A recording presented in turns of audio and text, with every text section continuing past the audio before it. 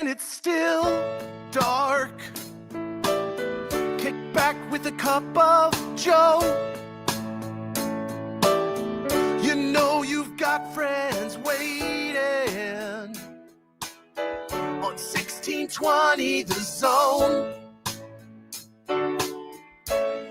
It's Happer and Schaefer. It's Connor and Mike. Listen on the radio stream or YouTube or podcasts. Anytime it feels right. It's Happer and Schaefer. Happer and Schaefer. All right, good morning and welcome in. Happy Monday. It's Happer and Schaefer here on 1620 The Zone, 1620thezone.com. Connor Happer with you today alongside Joey Colbert. We have no mic guests. But in lieu of not having a mic guest today on the show, we didn't decide to replace him with another mic guest or any mic guest at all. So it's just nobody. If we just can't, the two of us. If we can't get a mic guest, then it'll just be the two of us. That's the rules. We will have a mic guest tomorrow, not the regular mic guest, but a different mic guest, and then we will have the regular mic guest back the rest of the week. So we got a lot to get through from over the weekend, and we're glad that you're with us this morning. So coming up today on the show, we will talk with our friends, as we regularly do on Mondays, Tim Verghese and Michael Bruntz. Perfect timing for both of them. Again, it always seems as if they do land with perfect timing because there's baseball that happened from over the weekend. Nebraska baseball swept Iowa. That's got to feel good. Yeah, it's got to feel good. They finally beat them for once. And Tim Verghese, as recruiting did indeed take center stage last week, at least momentarily. So. He also went virus as well, if you remembered the B-Dub's tweet or something. He had a response to that's right B-Dub's announcement, I think, on the Boneless Wings or something, and he made a tweet and got a lot of traction on Twitter. Okay, that's right. We'll ask him about his virus tweet, or if we can remember to ask him about his virus tweet. Don't worry, I'm here, Connor. Speaking of virus, the folks are over at UNMC taking care of them at the quarantine. Yeah. I saw that. I read the story this morning. I was like, wow, this is a weird feeling because I have filled myself with an extreme amount of pride because, you know, the state of Nebraska and UNMC is able to step in and help with this situation. Also, you know, you're bringing a bunch of sick people to the state of Nebraska. So that's typically a thing. That's what happened when COVID first began around late 2019. They were not able to contain that. No, they were not, and we had an outbreak, and we were stuck at home. This is not a pandemic. It won't. I watched the news over the weekend, and they told me that it wasn't going to be. So that's a good thing. Matthew writes in, by the way, on YouTube. I am in no way a Creighton fan, but that is the logo / hat they need to go back to. Happer, clean and crisp. That was really nice. You like this? Yeah. If you're watching along with this on YouTube, I'm not like I like an athletic type of wear, right? Let's like the material that I like to wear is like the lighter stuff, the breathable stuff. So this is not that as far as the hat is concerned. It's like a corduroy. I don't even know what the actual material is. But it is fantastic. It is what some people had. Now, it's not what the team wore, but it's what a lot of people had in 1991. We had our 35th anniversary of the 1991 team from over the weekend that went to the College World Series and finished third place. The first, by the way, local team to make the College World Series, which was really cool. There was some great video, and there was a great turnout. And so they gave away a couple hundred of these hats, which are absolutely fantastic. I am also partial to the like Cincinnati Reds looking C.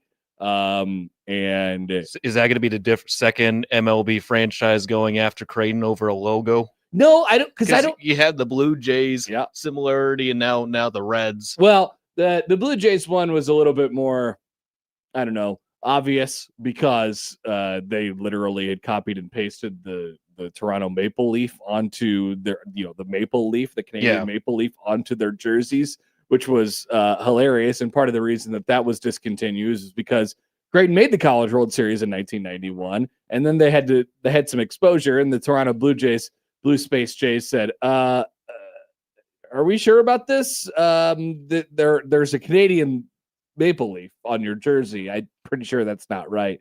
And so that started the process of taking that piece of it out of it, and then of course Creighton changed logos entirely about 20 or so years later.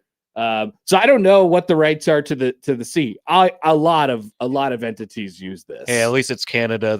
They're very nice about it. They're very nice people. They're very nice people, but in some case they could tend to be litigious, and you never know when that is going to happen. So, like I said, our guests today on the show, Tim Verghese, Michael Bruntz. That is our lineup today. We would love to hear from you all. 402-951-1620 on the Prairie Flower Casino Zone hotline. Always feel free to call or text that number. Tweet at HappenSchafe. I got it going right now, and I want to get to something that was tweeted at HappenSchafe just a moment ago. In a second, on the Liquid Trucking Zone Twitter feed, by the way, Liquid Trucking. Happy to have them on board. Email Connor, Mike, Joey, 1620thezone.com. Yeah, you sure you could send Schaefer an email, even though he's not here today. Mike at 1620thezone.com. But if you want to get to the show, Connor or Joey at 1620thezone.com in the Equitable Bank Zone inbox. And we say good morning, of course, to our YouTube streamers today. Good morning, folks. Good morning. Glad you are with us here on this Monday. Yeah, once again, I'll mention, you say it's in the song, you say you're up and it's still dark. Not so much anymore. No, it's not. This is looking good. I'll take it. I have a different sort of feeling and vibe when I come to work now. And if there's just ever so slightly a bit of light in the east, which there is, and now we're going to get the sun up even earlier. But of course, you know what that means. In some parts of the world, we'll talk about this a little bit later on. In some parts of the world, the sun just stays up for 80 plus days. I mean, if you're far up north, that's usually the case. There's parts in Alaska up in I think it's Barrow, now currently known as Utqiagvik. Oh yeah, you didn't think I had that one in my pocket. Yeah, you did good there. Utqiagvik. That's where that local high school blue football field. I believe that is correct. They will have sunlight for 84 consecutive days. Utqiagvik, formerly known as Barrow, potentially city of the day worthy. Potentially city. So did you see our listener Sam what he did this weekend? He's really in on this, on establishing a ranking list of city of the days or power rankings. I was just going to transition over to that. So here we are. Our dear friend Sam was teasing this over the weekend.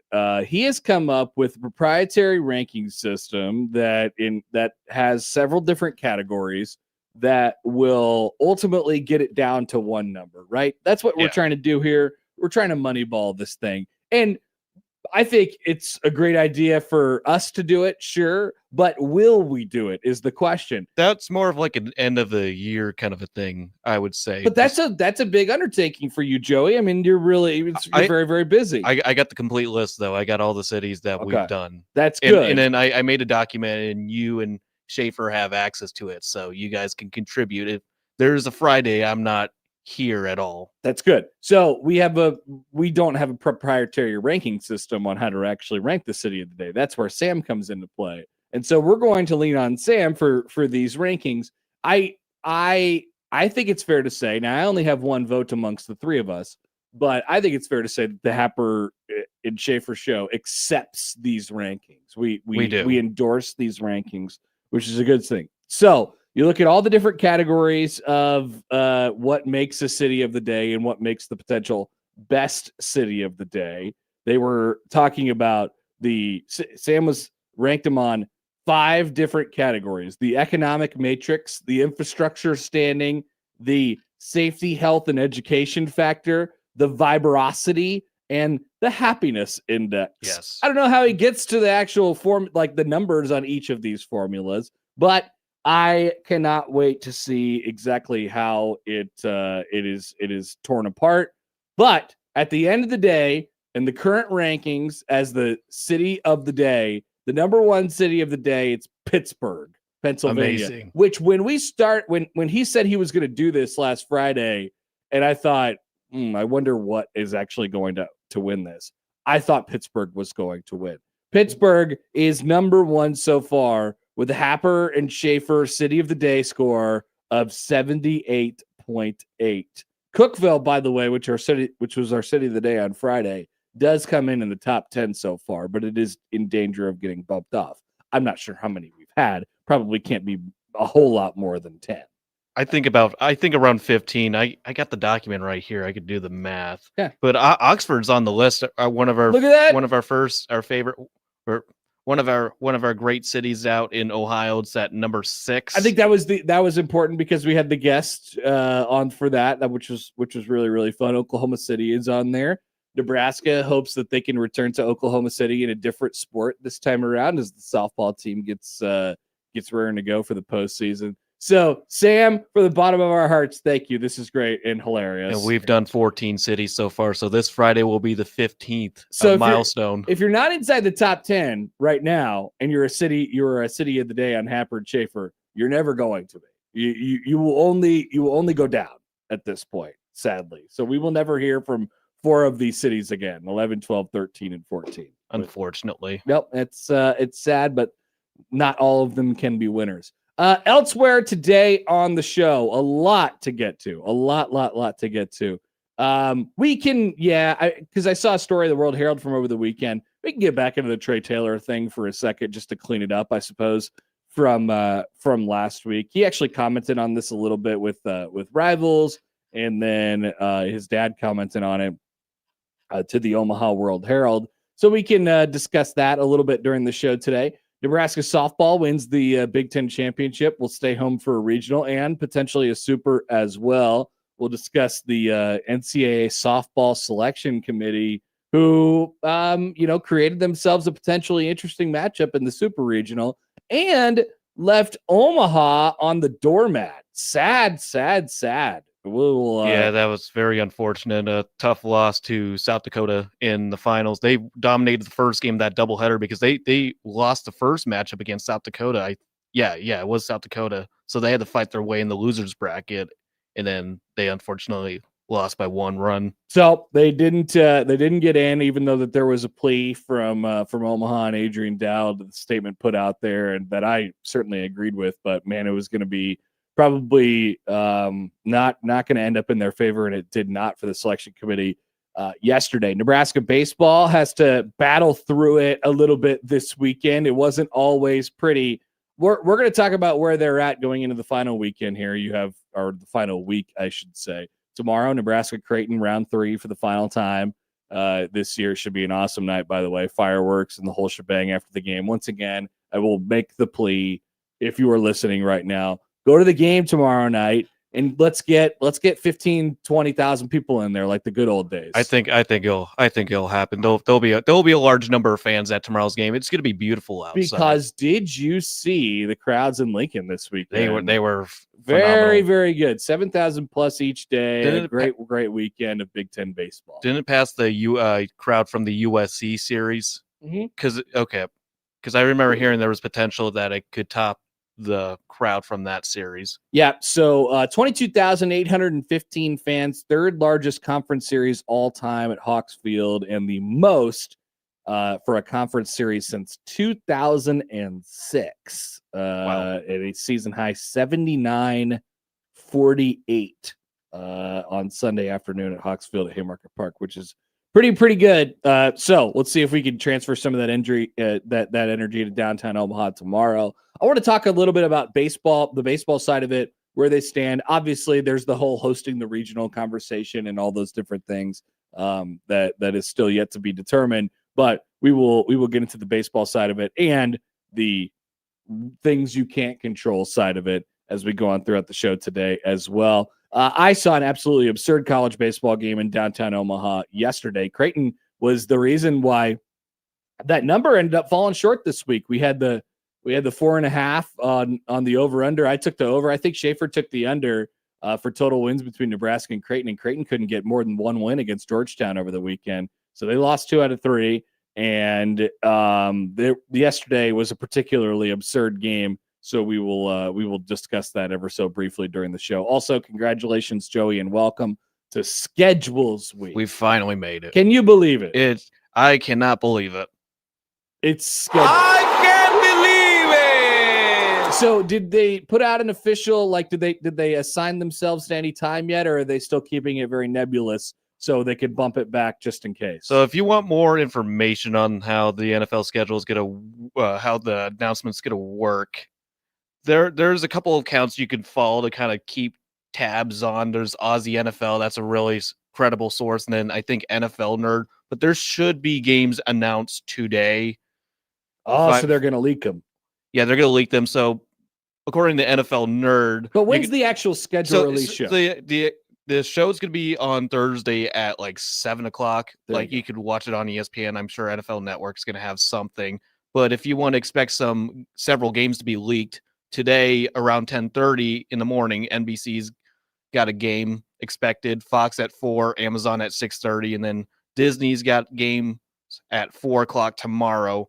Wednesday, you'll get your NFL international games, your Netflix games, your YouTube games. And then Thursday's the big deal. But as we know, last year, the schedule got leaked before the show began.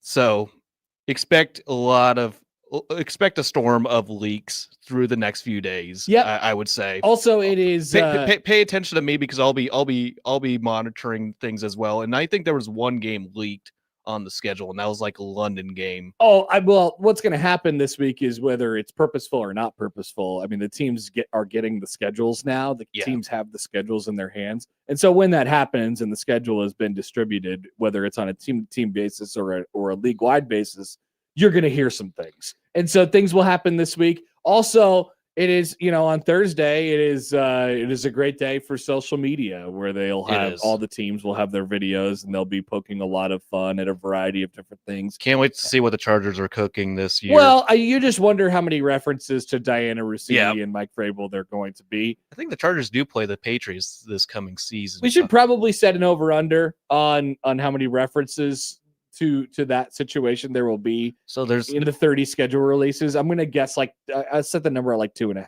2.5. Yeah, I think it probably goes a little bit over, but I think it should be 3.5. I think you want to move it up? I want to move it up to 3.5. We'll move it up. And I'm going to pick the over. I think. And you're still going over. I'm going to still go over. Should we move it up to 5.5? That's asking too much. Should we move it up to 10.5? 15.5? That's way too much. Maybe every team in the league references it in their schedule. I think you're going to at least get 3 from their division rivals. You got the Bills, Dolphins, and Jets, and they got them twice, obviously. And some teams don't go all out like the Chargers or whatever. They always win this. They always win they the do. quote unquote They do. schedule release. Some teams just put the schedule out there, but I'm excited to see what kind of new fun innovation there is on tap this week, Thursday in the NFL. Also, our man of the weekend coming up at the end of this hour. And Nebraska and Illinois will meet yet again on Friday night. We were wrong. Football. We were all wrong. We were all wrong. How did we all miss it? I mean, we had 3 options. I figured we would have covered all of our bases on all 3 of those. There was a growing consensus, not everybody, because Schaefer had Oregon, but a lot of people were believing that the Michigan State game was going to be that. Yes. That Friday game. But was that my guess? That was my guess. That might have been your guess as well, because I know you didn't pick Oregon. I didn't pick Oregon. Schaefer picked the Oregon game, which I didn't think was going to happen because he got 2 big name schools playing each other, and they're going to want that on a Saturday. I guess Nebraska and Illinois is just destined for Friday. It's like the Iowa game. They play Fridays every season. Just whenever they play each other, they're going to play each other on a Friday. So that is the case. We could discuss that and the Big Ten's entire Friday night slate. It's the May must be one of your favorite months of the year, Joey, or if not your favorite month of the year, because there is schedules coming out from all over the place. It's an early birthday present for me, We Connor. saw a lot of good college football releases on Friday, and then we'll see plenty. I think we'll see some leak throughout this week. Normally, college football likes to stay around Memorial Day. The networks like to put their stuff up around Memorial Day. Of course, we have the NFL schedule this week and a variety of different things. But it is schedule month. As we prepare for the fall, it is schedule month. And then you could start to assemble your master like giant schedule, and then eventually you'll get like a Creighton basketball schedule and you'll throw that stuff on there. Oh man, it's all coming together. It's all coming together. And I'm gonna my goal this coming season is to try to get to a Packers game. So I'm very eager to see the schedule, just to see what I got and what my options are if I go to a game. All right. Well, there's gonna be tough. There's gonna be big name teams on the Packers home game list. You got the annual 3 teams: Bears, Vikings, Lions. But the Bills, Cowboys are going to town. You also got the Panthers, Falcons. Oh, you should go to a Panthers Packers game. That'd be an easy ticket. I'm keeping my eye on the Vikings game because I've seen the Packers lose to the Lions, beat the Bears. I just need to complete the trifecta with a Minnesota tie. All right. You never know what weekend it lands on with Nebraska football. Maybe there's a way where Happer and Schaefer's show can make its way up to Green Bay or something like that, even though it seems like way too big of an undertaking for just a weekend. Anyway, we are off and running on a Monday. Appreciate you guys all being with us today. Keep us company, 402-951-1620. We always appreciate it when you do that. We will come back. Don't forget our man of the weekend coming up in about 20 minutes. You can get your man of the weekend in as well. If you have one, send it our way at Happen Schaefer on the Liquid Trucking Zone Twitter feed as well. We're back after this on a Monday on 1620 The Zone.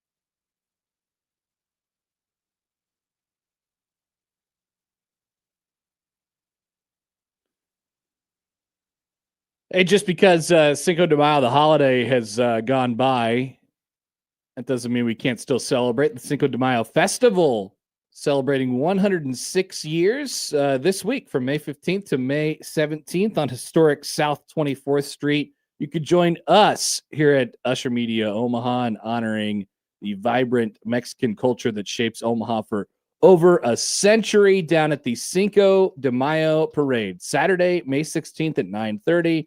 We'll march at the parade with our sister station and sponsor the parade, Sweet 98.5 as well. So come on down on Saturday morning. But as always, we'd love to hear from you all today on the show, 402-951-1620. While we're at it, I got to be about it. And that's why we take a phone call on the Prairie Flower Casino Zone hotline. Here's random Mike. Hi, Mike. Good morning.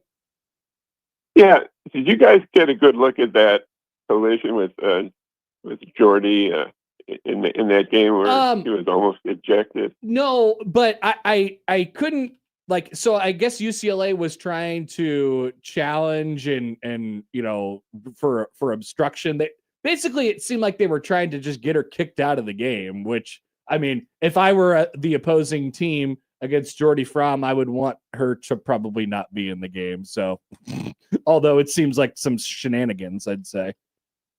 Yeah, but I'm talking about I mean, it was a pretty violent collision, okay, and then everybody was in agreement. Well, that was Jordy's fault. But the fact is, I mean, when you look at it closely, the other girl ran into her. I mean, timing is everything. I mean, if you watch this team, this Nebraska team, everything they do is really well done and very aggressive. And the base running, like you're getting the best. I mean, you're a baseball guy. You get the best possible jump, the secondary lead. You're going full speed. It's a ground ball to second base. At that time, Jordy is going full speed to second, and the second baseman is not in her path. She's a few feet behind. And then she runs forward aggressively. The second baseman aggressively goes for the ball, probably trying to get a double play out of it, because the bases are loaded with one out, I believe. And if she doesn't run forward into Jordy, there's no collision. There was no way for Jordy to avoid the collision the way it happened. So when she started going to second base, there was a clear path. And then the girl's right in front of it. There was no way for her to avoid that. I mean, that's what happened. And everybody says, well, that was her fault. So I Googled the softball rule when there's a collision between the base runner and the defender. And it's not all one-sided where it's all on the offensive player. It depends on whether the defender has the ball. If not, it can be interference or it can be obstruction. That's what I'm saying. I was wondering if any of you guys actually saw exactly what happened. It wasn't just her running into the girl. It was the girl coming forward into her, basically, and she's right in her path, and there's no way to avoid it. And then on top of that, so what I'm saying is we should have appealed it. And they appealed it. They didn't appeal it. They won in terms it was the play was stopped, and we were penalized. And then they appealed because they want her out of the game. Yeah, I understand what you're saying. Right. What the hell? Let's go for it. Let's try to get the best player out. But it shouldn't have been against us in the first place. The way I read the rule and the way what makes sense. If you're a base runner and you're aggressively going to the next base and there's nobody in your path, you're allowed to do that. Yeah, Mike, I honestly can't add any context to it because I wasn't watching live at the time. I only saw I've only seen the snippet of it, and I agree with what you're saying. So I don't know. Like ultimately, it didn't matter all that much. I mean, luckily, because although I don't know that it would have mattered all that much anyway, because it was a Big Ten championship game in which both of the teams were going to be top 8 seeds, no matter what. But you like to bring home the hardware, I suppose. That's all true. No, I was wondering if any of you guys actually, and look, when you're watching something live, it's different than when you're watching the replay. Live, it looks like, hey, she ran in. I mean, it was a violent collision, and it's kind of amazing nobody was hurt. Yeah, and if you look at it, and there's total agreement among the talking heads. And apparently, our own coach agreed. No, that was our fault. She ran into her. Well, she had an open path, and the girl, the second baseman, was a few feet behind at the time. Timing is everything. So, I was just wondering because I'm apparently the only one that says, "Hey, it wasn't even her fault. We should have appealed." Mike, thanks for the call. Good to hear from you. You got it. Okay. So Nebraska softball by the way, is the number 4 national seed in the NCAA softball tournament. By the way, so they did the brackets. Why are they doing this thing in softball now where they're trying to seed it like the basketball tournament? They're like giving the teams that would be one seeds like it were the NCAA basketball tournament. So like, for example, Nebraska is technically a 1 seed, the 4th 1 seed. Even though they are just a 1 seed in their region.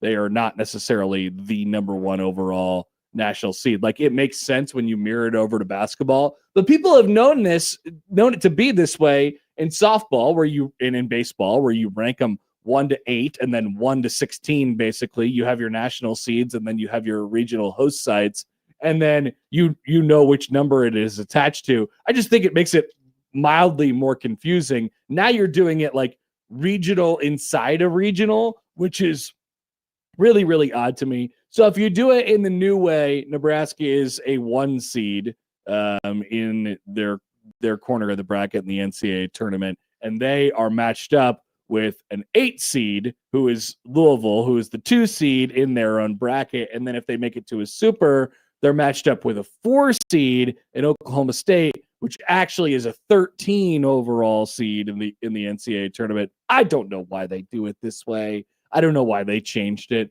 I feel like it makes it more confusing. Maybe they're trying to standardize everything across all of the sports. I can't make a whole lot of sense of it. Doesn't make sense. Just do 1, 2, 3, 4. You've had it one way for so long, and softball fans and baseball fans know it to be that way, and they can comprehend it and they can make sense of it. We don't have to basketballize the, like, as much as I love basketball and as much as I love the NCAA basketball tournament, we do not have to basketballize the softball and baseball tournament. It doesn't need to be that way because they have their own fans and can understand it. Anyway, whatever. Nebraska will be at home for the regional in softball this coming weekend, where they will open with South Dakota. That is the Summit League champion. We'll talk about that in a second. Louisville and Grand Canyon inside their region as well. And then potentially matched up with the Stillwater, Oklahoma regional, which features Oklahoma State, Stanford, Eastern Illinois, and Princeton. That is, of course, if Nebraska is able to get out of the regional round. Now, the immediate reaction is, does the NCAA softball selection committee just really like drama? They are potentially matching up Oklahoma State and Nebraska in a super regional round where local Omaha Scott product Ruby Malin pitches for Oklahoma State, and those two teams have a little bit of a history together, not a negative history or anything like that, but there's some local flair in the Oklahoma State roster, and they have played each other this year in a couple games, so that could be fun. Either way, had the path to getting to the College World Series in Oklahoma City, the Women's College World Series in Oklahoma City, was always going to be difficult. Now this just makes it maybe a little bit more interesting, which I think is sort of fun. And so you have that piece of it. And then you have what would have likely been Omaha, who would have been the 4 seed in the Lincoln Regional, which, is one thing. I don't think it's particularly like fun for Omaha or even for Nebraska to play a quote unquote rival in their regional. It didn't end up being that way because Omaha lost in the Summit League championship game.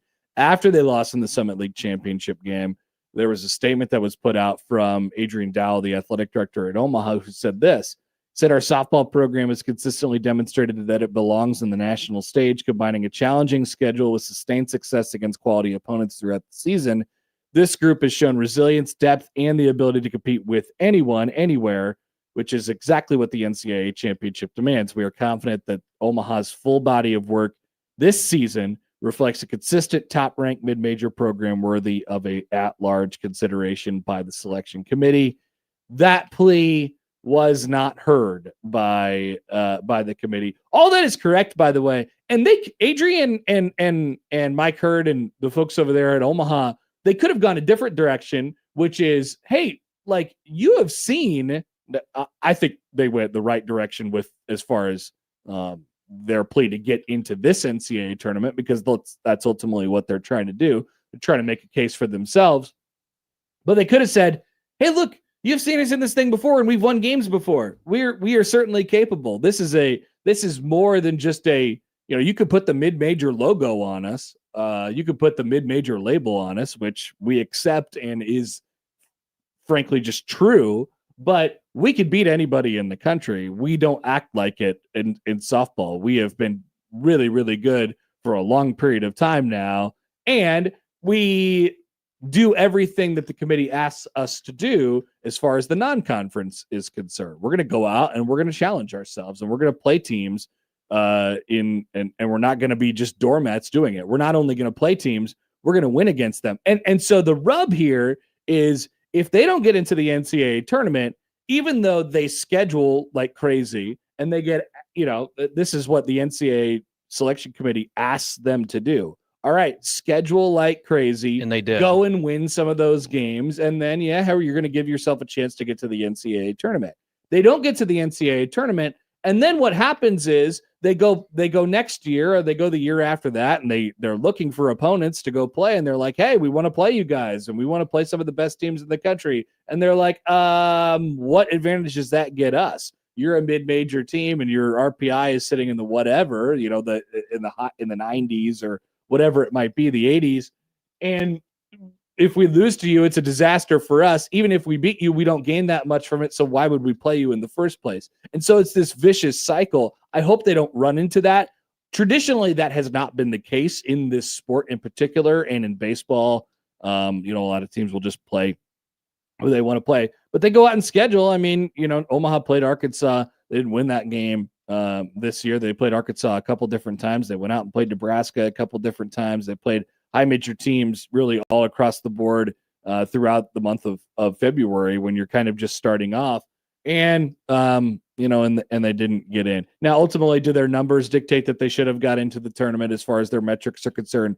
Probably not. And so they know the truth of the reality of it, which is, hey, if we don't win our Summit League tournament, we're going to have a really difficult time getting in. But that doesn't mean you shouldn't make the case for yourself. So I'm glad Adrian and Omaha did that over the weekend. Unfortunately, they fall a little bit short. Creighton softball, by the way, was in the Big East championship game for the third consecutive year, and yet again fell short to UConn. They pushed them to a winner-take-all game 3 and got into the game late before UConn exploded. I think it was in the 5th inning to take the Big East champion. So the dream of all three of them being in the same regional in Lincoln just ended up short over the weekend, but that is certainly the way we were trending for a little while. So Nebraska softball, the one local team in the NCAA tournament, and they appear poised to make a deep run. So we'll have more on that as we go on throughout the show, and we'll, of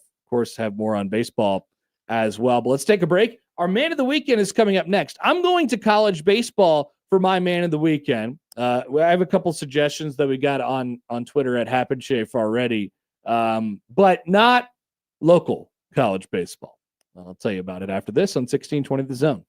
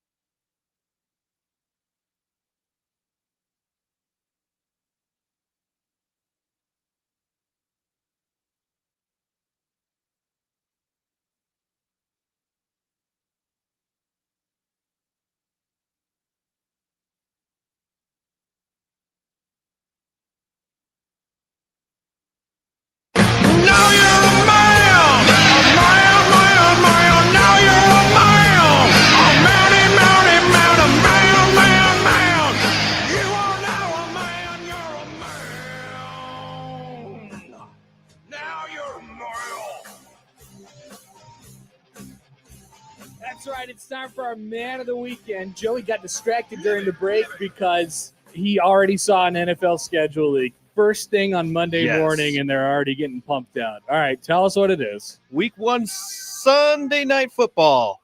Cowboys at the Giants.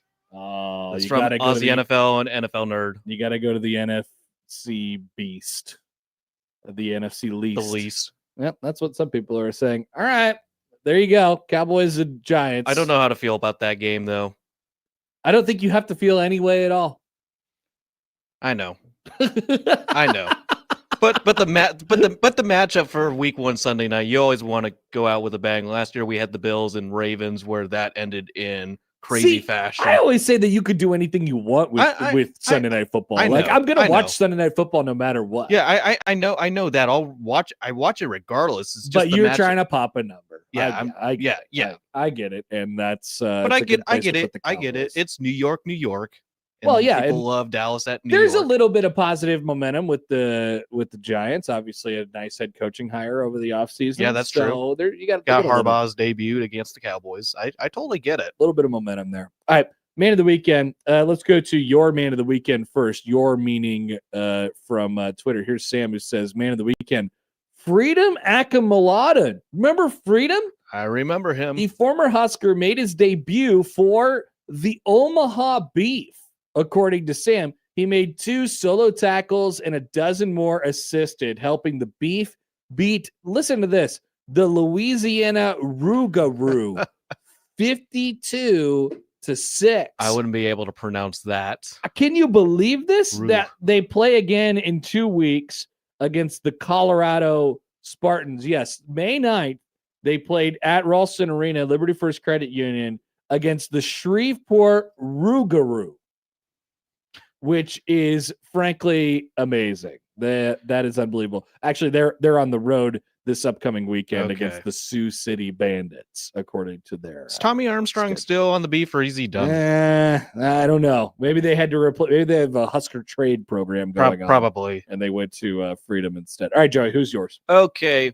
I had a hard time. I had a couple candidates, but I want to go with the Omaha Mavericks baseball team going out to Oral Roberts, winning that series 2 out of the 3. They lost that first one on Saturday 4-3. So the Friday game got postponed, so they did a doubleheader on Saturday. So they lost the first one 4-3, and then the second one they were able to win 7-5. And then that rubber match yesterday they won 8-6. But a great win for the Mavericks that puts them in second place in that Summit League standings. They're already good to go. They are clinched. They clinched the conference tournament. It's just a matter of what seeding they get, which they got a 4-game series against South Dakota State at Tal Anderson Field this week. They do. So they are, congratulations to them. Nice job by Evan and the crew. 2 wins against Oral Roberts this weekend. Oral Roberts has now lost 2 conference series. They're 20-5 in the league. So it's going to come down to a few games at the Summit League tournament, which is coming up in 2 weeks. Same story, by the way, for the Blue Jays, but they lost 2 out of 3 this weekend, but they clinched their spot in the Big East tournament in Cincinnati, in the Cincinnati area, in a couple weeks. Speaking of college baseball, my man of the weekend is not a man at all. Again, I feel like I've done this probably 6 times now. You've done this several times. My man man of the weekend is not a man at all, and it's not a man at all again. Did you see this? Did you hear about this? Yes. My man of the weekend is Fog.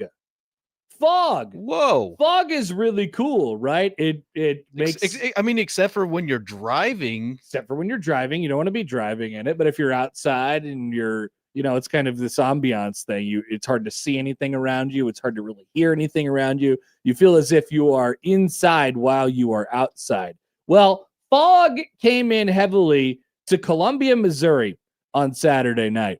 Here's the situation. Missouri baseball is welcoming in Vanderbilt for a 3-game weekend series. Missouri had a 7-6 lead in the 9th. Remember, Missouri has been pretty routinely terrible at baseball for the last several years now. Vanderbilt is on they are looking for a last-ditch effort at this point to get into the NCAA tournament. Not at this point. At this point, speaking in Saturday terms, they are no longer. I'll tell you why. Vanderbilt down 7-6 in the 9th inning. Had 2 on when Braden Holcomb came to the plate and hit a ball to right center field.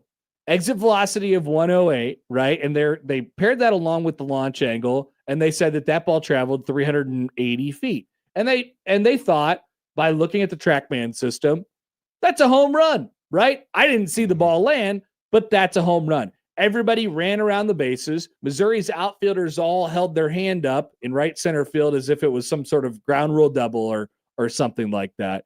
And they went to replay for 10 plus minutes, and they concluded that they did not know really what happened at all. Vandy dudes all run around the bases. So at the moment, it's a 9-7 lead for Vanderbilt. And so after the review, the umpires decided to give him a ground rule double. They said, ground rule double. So everybody go back to their bases except for the one guy who scored. It is a 7-7 tie game. Then the umpire says after that, he's announcing all of this to the fans in Como all at the same time. He goes, here's what we're going to do. This is going to be a ground rule double. And then also, excuse me, also the game is suspended. We'll talk to you tomorrow at 4:00 when we'll restart the game. And that's exactly what they did. They pick it back up on Sunday. It goes to extra innings, and Missouri walks it off in 10. It goes to extra innings, and Missouri walks it off, and Missouri wins the series against Vanderbilt, basically smashing any of Vandy's postseason hopes that they had to get to the NCAA tournament. It's a very, very proud program, losing to now 6-21 in the league. Missouri, Vanderbilt, not real. I mean, I'm sure somebody will mention them on Selection Sunday because they're an SEC team, but they are 11-16 in the league, and they just dropped three. They just dropped a series to Missouri. You're not allowed to go to the NCAA. Well, let's see. They just dropped 2 out of 3 to Missouri, so you're not allowed to go to the NCAA tournament, in my opinion. When that happens, LSU is having a reckoning with itself. Doesn't look like they're going to the NCAA tournament either. They're down there sitting with South Carolina and Missouri at this point, but the rest of the teams likely are going. So sorry, Vanderbilt, and thank you, Fog. Look at the fog. If you're watching on the video stream, this was right before the Look at that ground rule double. You can't see nothing. You can't see anything. It is incredible. It's bad. The video, I should have pulled it. The video of the umpire coming out to make the announcement was absolutely tremendous. He was like, ground rule double. Also, this game is over. We'll talk to you tomorrow. Yeah, you could hear the fans were not really happy. They're like, what? Excuse me? Why were we playing this in the first place? But it turned out good for the Missouri fans. They were able to get a win over Vanderbilt. Mike writes in, poll question, is Fog a man? No, I'm afraid not. But he is my man. He or she, I suppose, is my man of the weekend. All right. That's our man of the weekend. We can still take yours on the Liquid Trucking Zone Twitter feed, so you can send them our way there, however you'd like to get in touch with the show. We'll take a break. Got some news on Friday that we didn't have a chance to talk about. How about Friday night football? Yes. It comes back yet again. Nebraska and Illinois. We'll be back to talk about it after this on 1620 The Zone.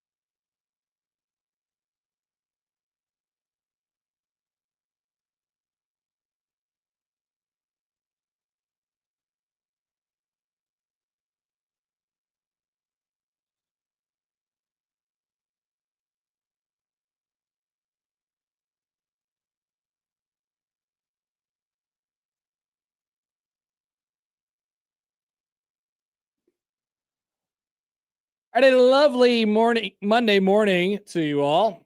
1620 The Zone, 1620thezone.com, the Zone Radio Network.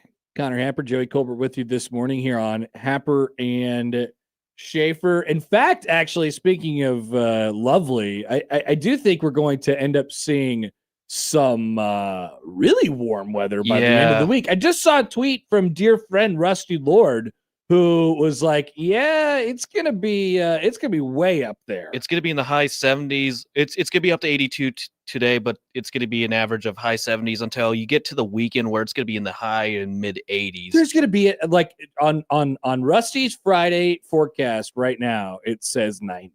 Oh boy. So I'm not ready. There is a well. See, I am like if you're gonna tell me that it's 90, like I can't complain about that when I sit and complain about 55. So like we'll take it, in my opinion. And then coming along with that is the potential of storms and things of that nature. But it looks like a really pleasant start to the early portion of the week into the mid 80s potentially today, and then a nice night tomorrow. If you were just listening with us on the old terrestrial radio, you heard the commercial for Creighton baseball in Nebraska tomorrow. Come on, let's do it. Get up. Fill Get up out the of truck. your damn houses and go downtown. It's not that hard. Let's get 20,000 people in the damn stadium tomorrow. Can we please? Please. I want a big, beautiful baseball atmosphere to send these two teams off. We know Nebraska's going to the NCAA tournament. Creighton's going to have to win the Big East tournament to get into the NCAA tournament. We got two good baseball teams. Let's show up. Let's all watch some fireworks together, and we're all happy, and we'll drink and be merry together, and there definitely won't be any toxicity in the air between the two fans. Speaking of toxicity, Schaefer would look at you saying, well, Nebraska fans will get the job done, but will Creighton fans complete the task? Well, I mean, the Creighton fans that there are will show up. They're just smaller in numbers. Yeah. It looks small. It looks small in such a big ballpark. I mean, we went through the numbers last week. Over the weekend. We had over 3,000 on Friday. We went through the numbers last week and determined that it was like about an average of over 2,000 fans attending a Creighton home game. So they averaged in the top 25 in terms of attendance. All I'm saying is, let's get some damn people out to the damn baseball game. By the way, we mentioned this earlier, but the leak is confirmed. Giants and Cowboys, NFC Schefter. Beast, week 1. The Giants and Cowboys, and really the entirety of the NFC East continues to be the most overexposed division in the NFL as it pertains to primetime games. And so they get an easy, like the NFL, the NFL just takes their layups with the Cowboys. Yeah. They're like, here, okay, it's pretty much a guaranteed, X million viewers, above the standard deviation of what it normally would be. So we'll take it. We'll get off to a great start in week 1, and then we will go from there. Well, at least I know the Packers won't play the Cowboys in the first 3 weeks, because the Cowboys will have to go to Brazil in week 3 as their home game. And week 2, you would assume they host a game that week. What does this mean, by the way, for your schedule prediction now that we have a confirmed week 1 game? Not looking good, but I'm on What'd you have? Well, for week 1 Sunday night, I thought I had the Lions going to the Bills. Bills opening up their new stadium on a Sunday night. That's still up for grabs. They're still Monday night there, so smells like Monday night. Yeah, probably. I think the Bills are going to open their season at home at prime time, I would think, with that new stadium. So the very first Tirico. Well, Tirico do Thursday night too? No, that's Amazon Prime. That's okay. Wait, week 1 Thursday night. Yeah, he does. He does. He'll do the 2 games. That's what I thought. So, but that's gonna be on Wednesday now. Remember, on Sunday night football, the first Tirico will be welcome to Jersey, which is not quite as cool as saying Orchard Park or whatever. Did you see Tirico's weekend? He was doing commencement at Syracuse yesterday. Oh, I did not. It took the PJ over to do the Timberwolves and Spurs game. Yeah, Wemby got ejected for the flagrant 2 elbow. I don't know if you saw this, but he was double teamed and he got a little frustrated, so he did a nasty elbow to Naz Reid. I like it. I like a little bit of blood feud in the NBA. This is a good thing. So that series is all tied up The Knicks absolutely laid waste to the 76ers. Yeah, it made my Celtics look bad, but they weren't going to beat the Knicks in the first place. They got a totally different animal. Oklahoma City is about to lay waste to the Lakers. Yeah, they are. Finishing tonight, and then a big Pistons-Cavs game 4 tonight. I'm pretty happy the Knicks-Sixers series ended because they would have, I think, either Game 5 or 6 on Thursday on NFL schedule release night, and that would have been the only game that night, so there's no NBA action. No NBA to get in the way of Joey's beautiful schedule release. What's gonna be crazy if the Thunder sweeps the Lakers? Both the Thunder and the Knicks will have at least a week of rest before the start of the conference finals because it's going to be started depending on when the other series end. I'm honestly rooting for the Knicks at this point. I want a Bing Bong championship. I don't know. I know you would hate this. This would be your nightmare. I do not know what to do if it's going to be Knicks and Thunder because I root for the Thunder. Yeah, I don't root for their brand of basketball. I have no issue with the New York Knicks basketball players. I just don't like the fan base. Obviously, they are the Dallas Cowboys of the NBA. See, I think they're more funny than anything, but I watch from afar. I'm obviously not a Boston Celtics fan, so it's more funny to me. They do love yelling at each other. That much is for sure. People but I on think the East Coast do. I think it's kind of cute in a way. All right. So speaking of schedules, that's the setup for the NFL in week 1, and then of course the next 2 nights in the NBA. Headley writes in, by the way, Joey out on the concrete jungle and its people. I love the city. I just don't like the sports good. teams. You love the city. You love Madison Square Garden because you love the Garden. Big East. I love the Garden. I've been there, and it's a huge, tremendous. Yeah, it's tremendous. It's tremendous. I always want to go to a basketball game in the Garden. You don't want to be outside with the idiots yelling "Bing bong, bing bong, let's go Knicks." I'm trying to remember if I wore my Celtics gear for that Madison Square Garden tour. I just know I wasn't harassed like I was with Minnesota Vikings fans when I went to the Metrodome decked out in Aaron Rodgers gear. Nah, they'll yell at you a little bit. You just got to ignore them. You're gonna get harassed. No, I didn't get harassed at all. This was like 10. Yeah, this was like 10 years ago, so I was still in high school at that time. Maybe they were having a good day. Probably. All right. Speaking of schedules, got this on Friday. The Big Ten and Fox announced their 2026 Friday night football lineup, of which Nebraska. I mean, we could talk about this. Nebraska is clearly not opposed to playing on Friday nights. They just don't want to. They don't want to do it at home unless it's the Iowa game. It does seem like they are minimally opposed to playing Friday nights at home. I don't know if there's any actual real stipulations in there that pertain to Nebraska, such as, hey, don't put us on here, for X amount of years. Obviously, they're pretty good about keeping it. It's an 18-team league, right? And everybody's going to have to play on Friday night at some point. They keep it pretty equitable, with the exception of they'll give Ohio State, kind of whatever they want. And so if they're not, if Ohio State goes to them, it's like, hey, look, we can't do this. We can't play on Friday nights at home because we have the hospital or whatever their stupid, idiotic excuse is. Fine. And because you're our bell cow of the conference, like whatever, we'll give you what you want. Nebraska, I don't think it makes that big of a deal to them to go play Friday night on the road, except for when you look at the schedule around them. We'll talk about that in a second. But they do draw a Friday night game, Friday, November 6th, on the road in Champaign-Urbana,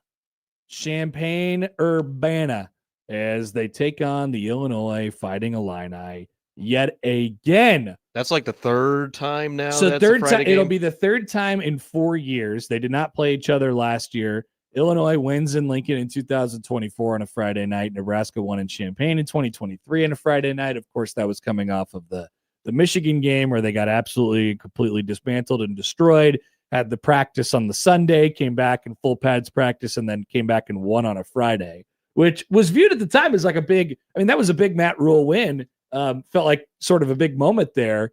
And, obviously weren't able to keep momentum up enough to get to a bowl game that year. But dropped a big momentum swing game in 2024 as well to Illinois. So there's something about these games that just are attractive to Friday night.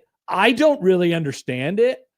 I'm not super against it. I don't know why Nebraska and Illinois keep ending up on Friday night, though. They're destined to do so. I think they played another Friday night I think in 2017 or somewhere around there. I think it was the Riley era.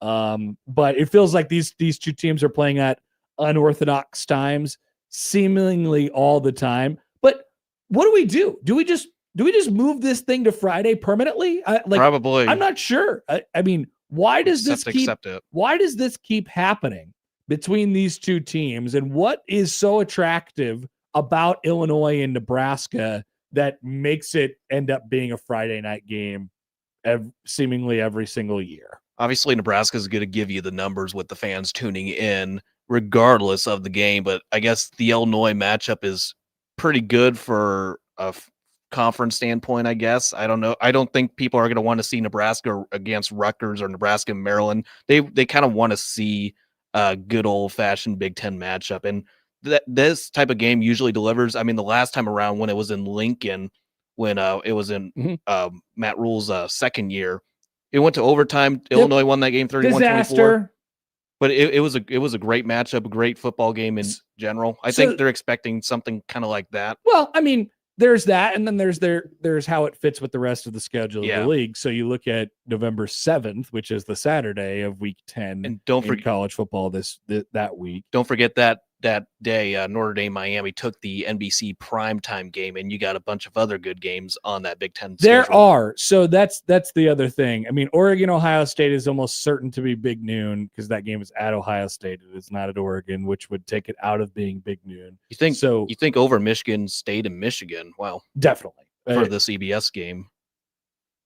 Wait, you think that's the CBS game? I honestly. No, I said Oregon, Ohio State, big. Yeah. But I would think that would be moved to 2:30 CBS. But I guess Fox would usually get the first pick, and that's going to be the game they're going to. Right. I guess we don't know which. I would assume that was one of the weeks where Fox is going to take the first pick. I think the draft is like basically happening at the moment. Fox is going to take the first pick that week because Oregon and Ohio State happen to play each other that week, and they're going to take that game almost certainly. Unfortunately for Oregon. And so Michigan State is that week as well. Iowa goes to Northwestern that week. Penn State goes to Washington that week. That feels like a late night kick on NBC.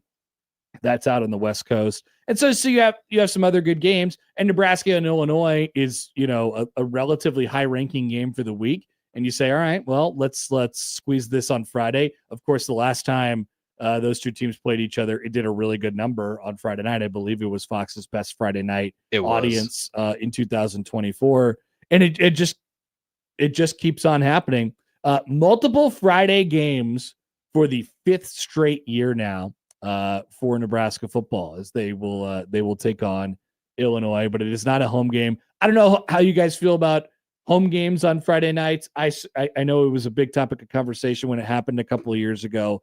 I certainly don't seem to care as much as other folks do. I'm not a huge stakeholder in the process, though. No. I like it. And then you have to wonder about, okay, what does it mean for the schedule around us? Are we taken care of as far as the schedule around us is concerned? Here's what Nebraska has beforehand. They play Washington at home. So you play Washington at home on literally Halloween, October 31st. That'll be really fun. Maybe they could get a night game out of that. Short week, come back, road trip at Illinois, and then come back again, long week at Rutgers going out to the East Coast. So you're a little bit protected for a long road trip on the back end. Yeah. I know coaches care about that. They seem to talk about it an awful lot. I know for some reason matters to them like a ton. But I think Nebraska is relatively protected as it pertains to the schedule as well.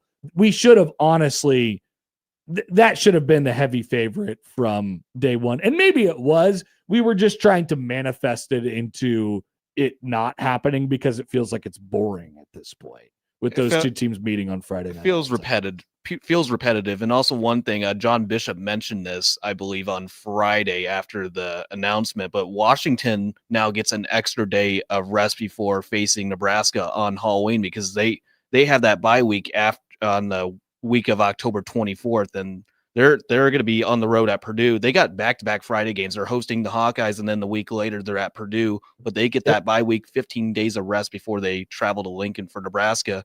Then meanwhile, Nebraska's having to deal with that, and then a short rest turnaround going to Illinois after the Washington game. That's okay. I mean, Washington is traveling a whole heck of a lot. Oh yeah, they are during that period of time. So like another day of rest added on to a bye week is not, particularly difference making. Yeah. I don't think, but that is a long stretch, I suppose, without a game before they play Nebraska on October the 31st. So here's the full Big Ten Friday night slate. There are some more Friday night games, especially earlier on the season where they have a little bit more inventory than the World Series, and playoff baseball comes into play in October. And so you're able to make some room for Big Ten games exclusively there. Fresno and USC to start the season off on the first Friday of the year. I guess actually that would be the second Friday of the year, September 4th. It's Friday, September 25th, after going to the Big 12 for a couple weeks, Northwestern and Indiana. There you go. That's fun. October 2nd, Penn State at Northwestern. That'll be a big one for Northwestern in their brand new stadium. That's going to be their first one at that new stadium. They're playing their first couple games at the lacrosse field. That's even, right. Even the Colorado games at the lacrosse field. So dumb. So dumb. I I guess love they're it, though. running a little bit behind. Yeah, it's weird. Friday, October 9th, Iowa at Washington for a late night kick. This is the super duper late night special that I believe belonged to Rutgers and USC last year. Is that right? Something like that. And remember, it was like the Dodgers were playing in the World Series, and there was something like if you could go to the Dodgers game, get done with the Dodgers game, fight traffic, and still make it like for kickoff for the USC Rutgers football game. This will not be during the World Series because it's a little bit early, but it's Iowa, Washington at 9:00 Eastern. And it's not like super duper late night, but it is an hour kicked back from what we thought. Maybe they flex some of these a little bit later in the season as it pertains to, how they schedule it with the World Series. Washington at Purdue, Friday, October 16th, Nebraska and Illinois, Friday, November 6th. Illinois, UCLA, Friday, November 13th. So back-to-back weeks for Illinois that play on a Friday. They go on the road the week after to the West Coast. And then Oregon and Michigan State on Friday, November 20th. There's a couple other good games outside the Big Ten Conference on that Friday night slate. Missouri, Kansas is that week 2 Friday night over at Lawrence. That's on Friday, September 11th, a 7:00 start time. I can't wait for that one. That's going to be a very, very intriguing bloodbath between those two. They're not fans rivals. of each other. They're not yeah, fans they of don't each like other. each other. So Illinois and Nebraska. Once again, Nebraska has won just one out of the last 5 games between these two teams, and they all seem to be weirdly memorable just for their own reasons. Of course, you had the overtime game where Nebraska had 3rd and 42 or 4th and 42, Something like just that. a complete disaster 2 bad. years ago in overtime in Lincoln, a game where they really should have won in regulation. And then the game in 2023, like I mentioned, the short week where you go out there and you have a practice on Sunday and you're able to get the goal line stand with Riley Van Poppel. 2022, the game in Lincoln, that was actually, it was perfect weather. Nebraska couldn't really score a touchdown in that game because they had a crappy offense. But I believe that was the game where Matt Rule visited town and stayed in Trev Albert's basement. And he remarked that it was a great weather weekend and all those different things. 2021, disaster. Cam Taylor-Britt takes safety. They lose to start off the season that year because that game was originally supposed to be in Ireland and ended up being in Champaign. We don't need to talk about Ireland and the start to the next year. 2020, complete disaster. The punter just walks for a first down. They throw it backwards on their first play of the game. And 2019, they had to have a late comeback to just win the game. A lot of Wan'Dale Robinson getting absolutely smashed over the middle of the field. I mean, you could go back any of these. They're pretty dang memorable, and they're always pretty weird between these two teams. Don't forget 2015, that 14-13 win for the Illini. Geronimo Allison. So why not play it on a Friday night and just make it even more weird? It seems to be the trend. A text here from the 515. Hey, if Ohio State wants to get out of big noon games, they should start playing Friday night games. Yeah. Hey, look, you don't have to tell me twice. I completely agree with this idea that, Ohio State shouldn't get the easy path on a lot of these things just because they're Ohio State. But I do think there are some things where there are concessions made by the conference to keep them generally happy. because ultimately they were thinking about the big picture. I don't know if it exactly works like this in the brains of the Big Ten's, brass here, but you do have to think a little bit about the big picture. Okay, if we could keep them happy by giving them what we want, what they want, as far as the TV is concerned, and as far as the game times are concerned, and making it, just give them a little bit of nod, a little bit of a nod here and there as far as the schedule is concerned, then that makes it less and less likely that they come to the table at the end of whatever year it is and say, "Oh, hey, by the way, why are we making the same amount of money as Rutgers in terms of the payout is concerned?" Like, you just don't want to address that question. And so if Ohio State comes to you and they say, "Hey, look, we don't want to play Friday night games," you say, I guess. I don't like that we live in a world that works like that. I don't like that we have to, we could barter and negotiate and things like that. Maybe it could be, it should be equitable for the entire conference. No questions asked. You get what you get, like it is but even in the NFL, they give teams breaks and they try to help the marquee brands out if they help the league out in a certain way. So this is just kind of the way it is. It's kind of the way of the world. It's sad, but that's definitely the way it is. By the way, off the cuff one here from Gus Mohawk on the text line. Good morning, fellas. If you were in Nebraska AD shoes, who would be the 3 non-con teams you would schedule year in and year out? Also, one more protected Big Ten game to play every year. He says, I'd like to see Colorado, Oklahoma, Texas, a Big Ten team, and then the Big Ten team being Michigan. Michigan every year. Yeah, I think that'd be fun. It would be. Yeah, I mean, like I like each of those 3 series with Colorado, Oklahoma, and Texas. Obviously, you can't play them every year. No, you can't. But I do like those series, and I wish that they would be on some sort of rotation. Obviously, that is not the way we're headed with the non-conference schedule. We're headed in a much different direction as far as the non-conference schedule is concerned. At the same time, I do think there will be an adjustment because of the impending 2014 mega super duper college football playoff. And so maybe you'll see some of these games start to come back on the schedule, or maybe teams will just find it as an opportunity to get an 8th home game and play, North Dakota State again. Sorry. Hey, at least that's an FBS team now. I guess I shouldn't say North Dakota State. That'd actually be the team you don't want to play. South Dakota. It'd be any other team Northern in the Iowa. FCS that's not South Dakota State. Right. All right, let's take a break. We'll come back. I want to hear from you guys. 402-951-1620 on the Prairie Flower Casino Zone hotline. Also, feel free to tweet at us at Happen Schaefer. Bunch of stuff still left to cover on Happer and Schaefer on 1620 The Zone.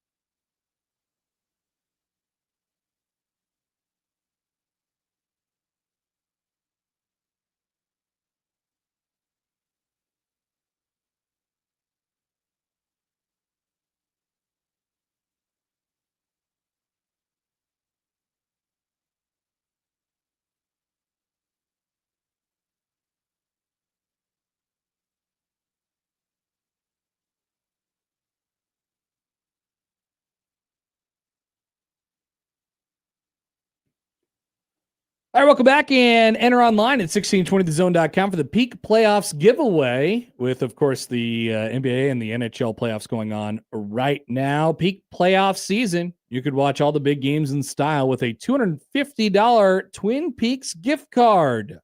Enter online, 1620thezone.com. Also, Unsportsmanlike Conduct will be live at Twin Peaks on Friday, this Friday from 2 to 6. Twin Peaks. Back, folks, at 179th in Dodge. That's Happer country, way out there. I don't venture out west Omaha that often. Oh, you'll love it. You'll love the space. You'll love the spacious roads, the experience of driving west along West Dodge. The speed limit goes up past 156. It's 70 miles an hour out there. But people are going to go 80. No, people are going to go 40. That's the problem. Oh, there's some people that go 40. There's some people that go 40, and there's some people that go 80. Oh, no, disaster. It is a bad That deal. is a bad decision. Get off the road if you're going 40. If you're coming out to my part of the country, if you're coming out to West Omaha on Friday to hang out with Unsportsmanlike Conduct, my advice to you, drive the speed limit. Just be a normal person. Because that is not necessarily always the case. That might be a fun venture for me to do on Friday. Just go hang out with the guys. You never know.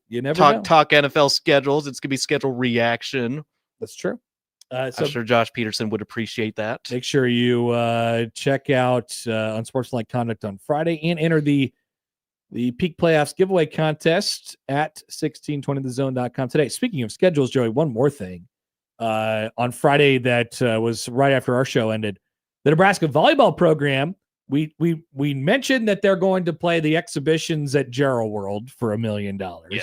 And then we have this, excuse me, they will play in the first ever Players Era Volleyball Showcase in Vegas in August to officially begin the regular season. 2 days, Saturday, August 29th, Sunday, August 30th at T-Mobile Arena, home, by the way, of the college basketball crown. The Huskers will face UNLV on August 29th and Texas on August 30th. So that mystery match with Texas that Danny Busboom Kelly mentioned, here it is. It's in Vegas. I was just going to ask if that was going to be the matchup that it was discussed, that whole secret matchup, because I was under the impression it was going to be either at Texas or in Lincoln. Nope. Non-con, neutral site, Vegas. That's what it's going to be. Fun. August 30th. So another excuse to go back to Vegas. Might as well. Sports are taking over, or I guess Vegas is taking over sports, or sports are taking over Vegas. I mean, I think there's a little bit of both. State of Nebraska is taking over Vegas. TCU is also one of the 4 teams in the event. There will be double headers that are played on both days. Of course, Nebraska and Texas have quite the volleyball history together. But this is the first ever Players Era Volleyball Championship. Of course, we've now spent the last 2 years doing the Players Era basketball. Is it only 2? Yeah, it's been 2. This will be the third. But Creighton's been in Vegas like for the last but 5 the years. Players Era. But yeah. That tournament, Which, correct. Honestly, I mean, you would think like the common conception on some of these NIL, like, you know, these new things that pop up is like, oh, they're haphazardly done, and it's like, oh my god, like who actually is there anybody that's wondering or curious about the details? Like, yes, they do it very, very well. The Players Era, the people at the Players Era who run the deal, especially this is how it's been in the basketball side. I mean, there was 18 teams last year. Obviously, it's a little screwed up in terms of the bracket. Like, there's no, like, we want to see a winner, and that's not always possible. We or want equitable. it to make sense. Now, obviously, there is that piece of it, yes, but all the players and the coaches really care about is if they have a good experience and if they're well taken care of, and they are. Like all the stuff is done for them, and they get really, really good assistance and communication with those people. So it's a pretty well run event, and I'm sure it will be for volleyball. And just if you're going down to Vegas around that time, just be prepared for the extreme heat. I was there last August, and it was triple digits, about an average of 110. It was not fun. Just bring some sunscreen and drink lots of water. Speaking of schedules, yet again, I thought we'd mention this before we get to the headlines. So, Joey, I would imagine that you care about this a lot. We talked about it at the very top of the show. Utqiagvik in Alaska yesterday, the northernmost city in the United States. Yesterday Sunday morning at 2:57 a.m., the sun rose above the horizon, and the sun will not set for 84 straight days, which is amazing, until August 2nd. So basically, the next time the sun sets in Utqiagvik, aka the artist formerly known as Barrow, we will have had Big Ten Media Days already. Yeah. The next time the sun sets in this part of the country, they had the time lapse on the National Weather Service account from Fairbanks, Alaska yesterday. It's absolutely incredible. And it's a modern marvel. Of course, it's not a modern marvel. It's just science, I suppose. And that's how the world works. But, what would you rather have? Would you rather have, you have to accept both of these when you live in this area of the country, or when you're in 84 straight days of no darkness. Sounds completely miserable to me, even though it sounds like a great, spring is sprung thing. Oh, it sounds really fun. 84 straight days of the sun. Could you imagine? That sounds great. Of course, you have to take that with about 60 plus days of straight darkness in the winter time, which was absolutely awful. Sunlight every day until August 2nd, all day long until August 2nd, and then the winter darkness for 2 straight months. Which are you more excited about? If you are just if you're Joey Colbert, are you excited about the 84 straight days of no darkness, or the 60 plus days of no sun? I would say the 60 plus days of no sun. It's lesser than how many consecutive days for sun, but my reasoning is just, it could apply for 84 straight days of sun, but getting to sleep would be a lot easier with the 60 straight days of darkness. You go blackout curtains. Yeah. You got that as a backup. It's hard for me to say, but I would say I would take the less days of consecutive either darkness or sunlight. Either way, I have to say, while a lot of people go up there to this part of the country in Alaska in the summer. I've heard from people over the years who go up there and they watch the baseball games that go on 24/7 there, and they don't really need lights or anything like that. They just go, and honestly, that sounds awesome to go up there and visit and see that it's light at 3 o'clock in the morning or 2 o'clock in the morning or whatever it is. But remember, excuse me, just as a visit, if you're actually there for the entire time, I don't know what would happen. I don't even know how they do it. They have to monitor their own darkness themselves. It sounds absolutely miserable for 84 straight days of no darkness. And then especially, I think, Joey, so I disagree with you. I think the 60 plus days of darkness sounds way, way worse, to be honest with you. At least you get the sunshine. It is unrelenting sunshine, but at least you get the sunshine. So shout out to our friends in the far north reaches of Alaska, who are the northernmost city in the United States, and the artist formerly known as Barrow. Good luck on your journey. Your summer is long and unrelenting, and it will be sunny the entire time. Ridiculous. It will be sunny all the time. Ridiculous.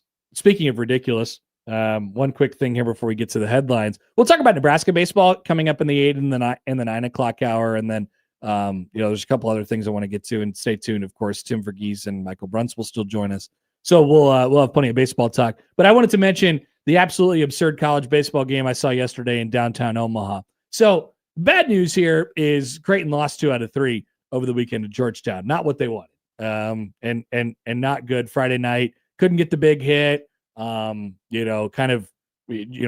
just continued to put the pressure on Creighton. Creighton got the win yesterday on Saturday, but not yesterday. So here's where it went wrong. And it's really hard to tell. Never in my life have I seriously, and people say that all the time, but never in my life, I have never seen a team issue 12 walks, only strike out 1. This is Georgetown. They issued 12 walks on the mound yesterday, which was one off of a ballpark record for most walks by any team in any singular one game. There's been almost 400 games played at that ballpark now. 12 walks. They only struck out one, and they won on the road against a better team. Crazy. At least according to the body of work. Not to disparage Georgetown baseball here, but at least according to the body of the work, Creighton has been the better baseball team this year. One of the true great mysteries of our time. I cannot make any sense of it, what happened yesterday. And Creighton grounded into 3 double plays. Once again, they walked 12 times. I think they only got 3 hits on the game. I think that was the final number. And one of them was late. They didn't get a hit from the leadoff batter of the second inning until the 9th. And they had, during that period of time, they walked, I think, 10 additional times. Georgetown pitchers were throwing like 82 mile an hour, like junk the entire game. They were running out guy after guy after guy after guy after guy, and they just kept walking guy after guy after guy after guy after guy. And yet Creighton could not get a hit. They couldn't capitalize it. It was unbelievable to watch.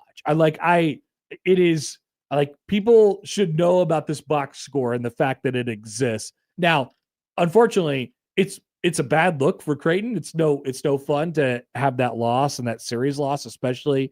With that being said, though, they have clinched their spot in the Big East tournament, so that's going to be all that matters. They'll have to win, 3 or 4 games up in the Cincinnati area coming up next weekend. They do go to Xavier next weekend. They, of course, play host to Nebraska tomorrow night at Charles Schwab Field. All games that in the grand scheme of things don't really matter all that much. Now, if they would have won yesterday, they would have been in a 4-way tie with everyone at the top of the Big East Conference, because St. John's lost to Villanova yesterday on Sunday to lose that game, and therefore putting literally everyone of the 4 teams that are going to make the conference tournament into the Big East in a tie, with the exception of Creighton. If Creighton would have won yesterday, it would have been a 4-way tie at 13-4? 13-5. 13-5 at the top of the Big East, but Creighton wasn't able to stay even with everybody. Creighton doesn't own any tiebreakers over anybody because they lost series to UConn and St. John's, and they haven't played Xavier yet. So there's still a possibility for a 4-way tie after the final weekend. There is, because none of the top 4 are playing against the teams in the bottom 4. Correct. Well, yeah. Is there a UConn and St. John series? No. It's they are facing Villanova. Right. St. John's is facing Butler, and then you got Creighton against Xavier. Oh wait, never. There is a top 4 matchup. Right? Well, I guess Creighton wins their series 2 out of 3. Xavier lose. Right. So a lot of these things are possible. But it's unlikely that Creighton wins the Big East this point, because they're a game behind. They would have to fall. Like, they would need +2 because St. John's is, they took the series, so they have the tiebreaker. That's true. Obviously, as well. But there was a world where everybody would, on the final Saturday of the regular season, be saying, we all won the Big East this year. And then they all go to Prasco Park. They all play each other, and then you get to figure out who actually won it, which is sort of fun in a way. But weird game, ridiculous game yesterday. Unfortunately, Creighton was on the wrong side of it. Let's take a break. We have the headlines. That's not a headline, but we have more coming up on 1620 The Zone.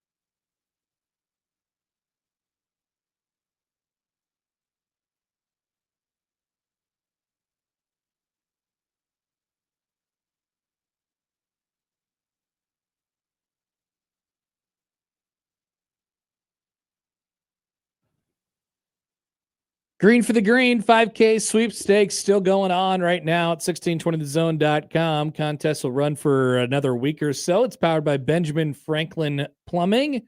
So you can improve your golf game, get better equipment, get a membership, or even repair the damages due to your miscalculated golf swing. It's up to you.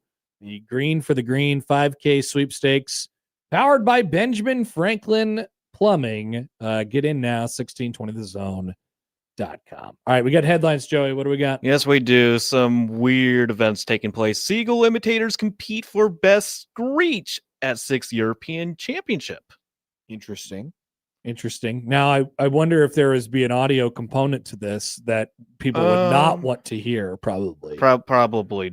Okay. The best case. The second one's out in Idaho. An Idaho man balanced skateboard on his chin for over an hour. This was apparently a world record kind of a deal. Okay, so I think that you pretty much know what's going on there, right? He balances his skateboard. Yeah. Although I am curious as to how long he balanced his skateboard. Over an hour gives you a ballpark enough idea. So I am going to go to the Seagull Screech imitators. Might as well. And it, by the way, gives me an opportunity to talk about another thing that I saw this weekend. So did you know this, Joey, as a guy who's on top of all the things that happen in Omaha and schedules?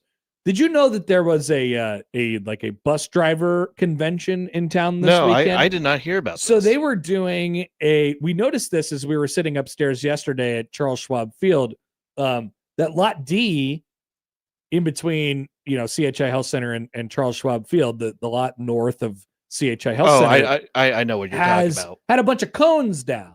And then there was like some smaller buses that were sitting over there. I'm like, what is going on? And sure enough, it was and I can't remember the name of it now, but I believe the initials were the CTA, the Community Transportation Expo. I would think it would be one of those things where people just buy, like random people on streets buy a bus and then convert them into a home, and they just bring them out and just say, "Hey, you want to check out my micro home?" No, it wasn't. It was like a bus driving. Yeah. It was like a bus driving thing. Yeah. So like community transportation entities from all over the country came in, and then part of the thing was like a almost like a trick shot challenge, like with small buses. It's, you go through the cones and you parallel park, or you do whatever it is you need to do. And then there were some judges in the middle of the parking lot. It was hilarious. We were endlessly interested. Would that be something as a 1620 zone person partake in, specifically young Matt? Yes, I would love to see anyone at 1620 zone take part in this. Anyway, back to the Seagull imitators from Reuters. Wow, we don't go to Reuters much in the I almost said odd news, the headlines. Contestants faced off in the Belgian coastal town of Depon on Sunday for the annual European Seagull Screeching Championship, which brought together more than 70 participants seeking to produce the best imitation of the bird's distinctive shriek. Competitors from 15 countries took part in the 6th edition of the event. The contest, which took place in a local pub, of course, drew participants of all ages, including families with children, many in seagull-themed costumes. Each screech was met with cheers from the crowd. Now, I would imagine a child, would have a distinct advantage here. Yeah. In seagull screeching. It's higher pitch when you're a child. The jury can award a maximum of 15 points for how well contestants imitate the seagull's sound, and 5 points for performance. The event, which has become a tradition, aims at the changing image of seagulls, often seen by the public as intrusive.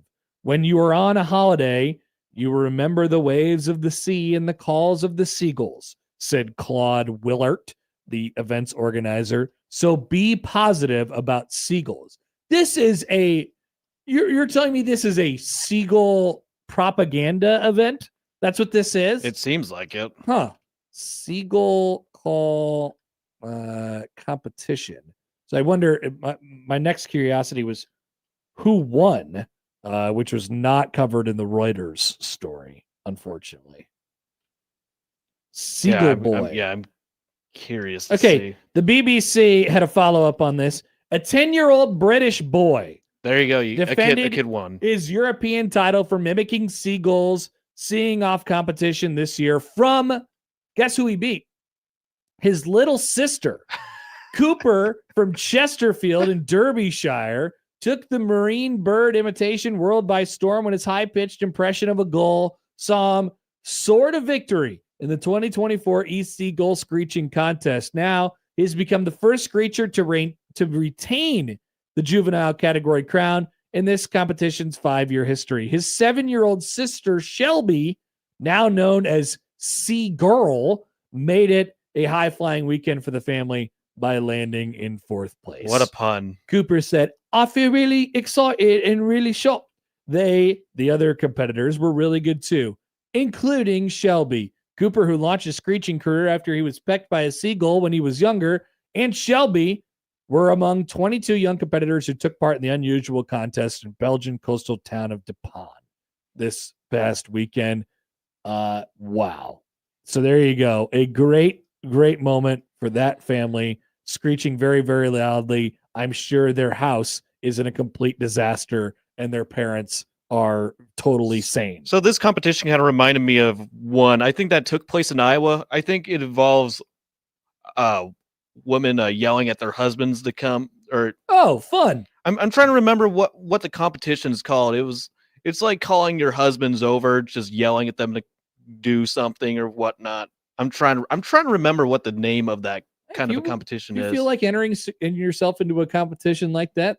I'll have to look that up. It turns out if you have any talent of anything whatsoever, or maybe more importantly, if you have the realization that you can do some of these unorthodox things, there is either money to be made or fame to be had for doing these things. All you have to do is enter yourself into a competition, which there is a competition for everything, or do TikToks. And apparently you get a bunch of money from doing TikToks. So I look at the competition in Iowa. It's at the state fair. It's called the Husband Calling Contest. Nice. There's videos out there. I remember seeing it. Pretty entertaining. All right. Thank you, Joey. Thanks for keeping us up to date on the latest in the seagull calling universe. We will take a break. 8:00 hour is coming up. We will still chat with Tim Verghese and Michael Bruntz, and we'll have plenty more still to come. Halfway home on Happer and Schaefer on a Monday on 1620 The Zone.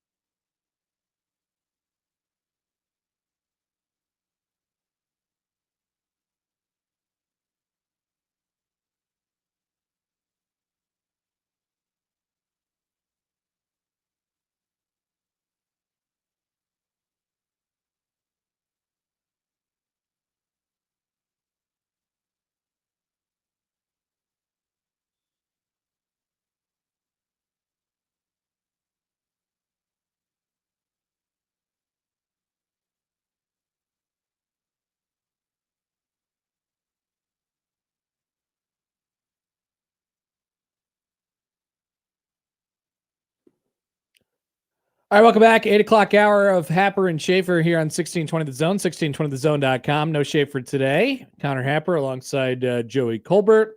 Just call it Happer and Warcola. Happer in Warcola.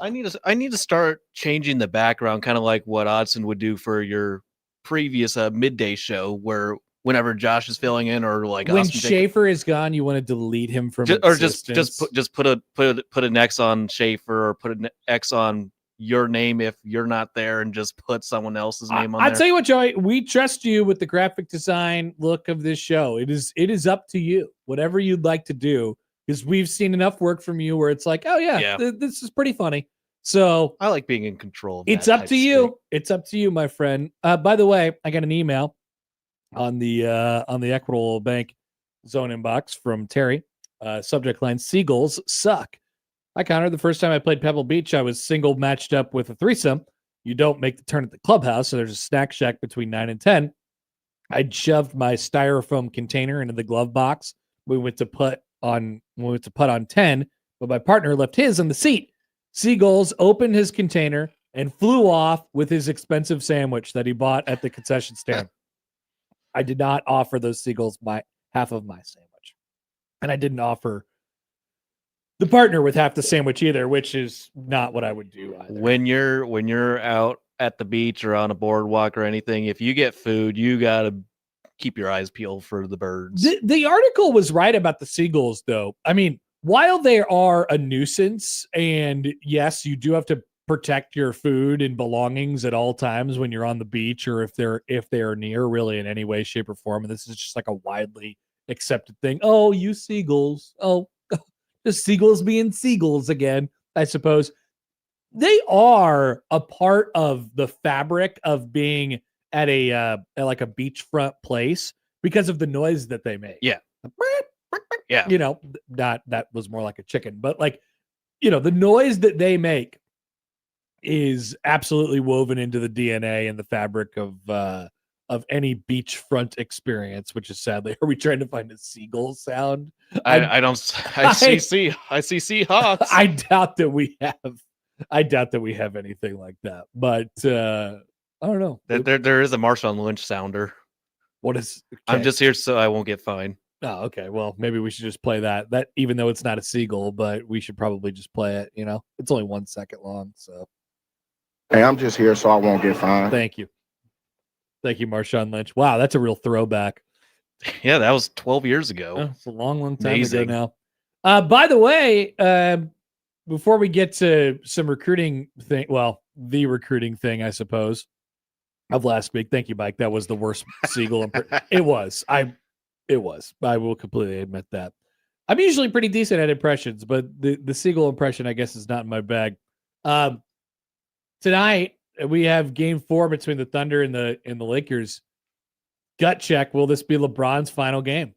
Yeah, that is the question a lot of people are asking, because the man is old. He's 41, and his window of getting a 5th championship is pretty much closed at this point. He's not in any competition against the top teams in the league. I just would think, like, he's pretty I don't know, like, he's toned down a little bit in the back end of his career here as far as just being out there, and I think he's learned his lessons from some of the decision making and what he's done publicly previously in his career. But I just would think that if he's going to retire, like, if he truly believes he's going to retire, you're going to hear about it, like, long before it happens. Yeah, he just does not seem like the kind of guy who is going to play his last playoff game tonight and be like, oh yeah, by the way, and so what's going to happen after tonight. He's going to be like, yeah, I'm going to go back with my family and chill out and relax, and we're going to discuss some things, and then I'll let you know in the summer. And then we'll say, great, LeBron. And then he'll say in the summer, I think I'll come back for one more year as a member of the not Lakers or something like that. He's going to ensure Bronny gets some more playing time for the Lakers. Whatever it is. But he's not the kind of guy, and some people are, some people aren't. LeBron just isn't, where he could be like, yep, it was my last game, and you just saw me play for the final time, and that was it. My career is over now. You are going to know when his last game is, because it will be an event. And I would imagine I would think it would be at the start of a season when he announced it. Then it gives teams opportunities to honor him. I think so too. I think it's going to be a Kinda like full what they would- retirement tour. kind of what they did with Kobe Bryant. I agree. I think it's going to be a full retirement tour for him. But there's no way. I mean, whether it's his decision or not, there's no way the NBA would let him do that. It is a must-watch thing. Either LeBron's final season or LeBron's final game or whatever it is. The NBA would never let him get away with, oh yeah, I'm just going to retire and you just saw my last game ever. Bye. Would never happen. No, it would not. That would never happen, especially not with LeBron. So my guess, because of that reasoning, with pretty great certainty, is that tonight is not his last game in the NBA. I would not guarantee it. And I'm trying to see what the officiating assignment is tonight, see if there's a familiar Scott Foster known for extending series. Yeah, it's not. It doesn't matter. LeBron's career will be extended into next year. It will be. I'm just wondering if there's any possibility that the Thunder will actually lose a playoff game, because it seems like they are not going to lose at all in this postseason unless they're playing the San Antonio Spurs. I think that would be the only way, and that'd be in the West Finals. All right. So last week, of course, there was a big, long discussion about a variety of different things, including but not limited to tweeting and Trey Taylor and things of that regard. Did you see this? His father talked to the World Herald and Sam McEwen over the weekend, because there is a news story that's built inside of all the stuff from last week. And I can't wait to talk to Tim Verghese about this here in about 20 minutes or so. The main story, the consequential story, there were other stories, but the consequential story was that Ohio State was kicking the tires on Trey Taylor. What does that actually mean? And then there was the Torrey Pittman part that came after that, which I thought was fairly fascinating as well. And so we'll talk to Tim about both of those items in a second, but that's where it started. And then, well, I guess that isn't where it started. There was some online criticism or whatever. I will say my final piece on that here in just a second. But like, everybody needs to get over it. Okay. J.R. Taylor, who is Trey Taylor's dad, says they are not going to Ohio State, excuse me. No, we're not coming, said J.R. Taylor in a Friday night interview. We are not making any trips. But I really appreciated this from Trey and his dad, who said, hey, look, man, like you are. So here's what he said to Sam, J.R. Taylor. He said, quote, here's how I put it to him, meaning Trey. Trey, you've burned one bridge already in the college world. If you want to come back and go home to Illinois, you won't be able to do that because of your hat tossing thing. As we remember, during his commitment ceremony a year ago, he picked up the hometown Illinois hat and tossed it away, and that was not taken very well. I bet it was. That was not taken very well. And he ended up committing to Nebraska. And I had forgotten about it, to be completely honest with you. And so I think this is really good perspective from his dad, who was like, hey, look, we're not going to burn any bridges. If coaches want to come and talk to us, awesome. Like, I don't want to take any visits because frankly, I'm not really interested. But if you want to come talk to me and just gauge interest or whatever it might be, I'm not going to say no to that, because I'm not burning bridges. I thought that was really cool. Like, I think that's a good way to approach things. J.R. Taylor said, we're not going anywhere to see, but if they're going to take the time to come to school and sit down with you, we can be respectful enough to sit down and have a conversation. Trey himself said last week to, I believe it was Alan True of Rivals, who said, the way football is now, I refuse to burn any bridges. Then there's the whole conversation about the social media, who Trey did say, I'll read you this part from the Omaha World Herald. JR said the Taylor family hadn't heard about 1620's criticism before reducing the use of social media. The decision, JR Taylor said, was in the works already. Trey asked his dad to respond on X Friday afternoon. JR supports Trey's decision. I told Trey it's yours, JR said. If you feel like you're done with it and you've done all you can with the recruiting aspect, then cut it off and you're good. And he was like, okay, then we're going to move forward and I'm not going to be on it as much, which is honestly another great, I mean, from my perspective, excuse me. I mean, that's what Schaefer and I talked about last week. When this whole thing popped up, like, I think the concern from my standpoint was just the overexposure piece of this. I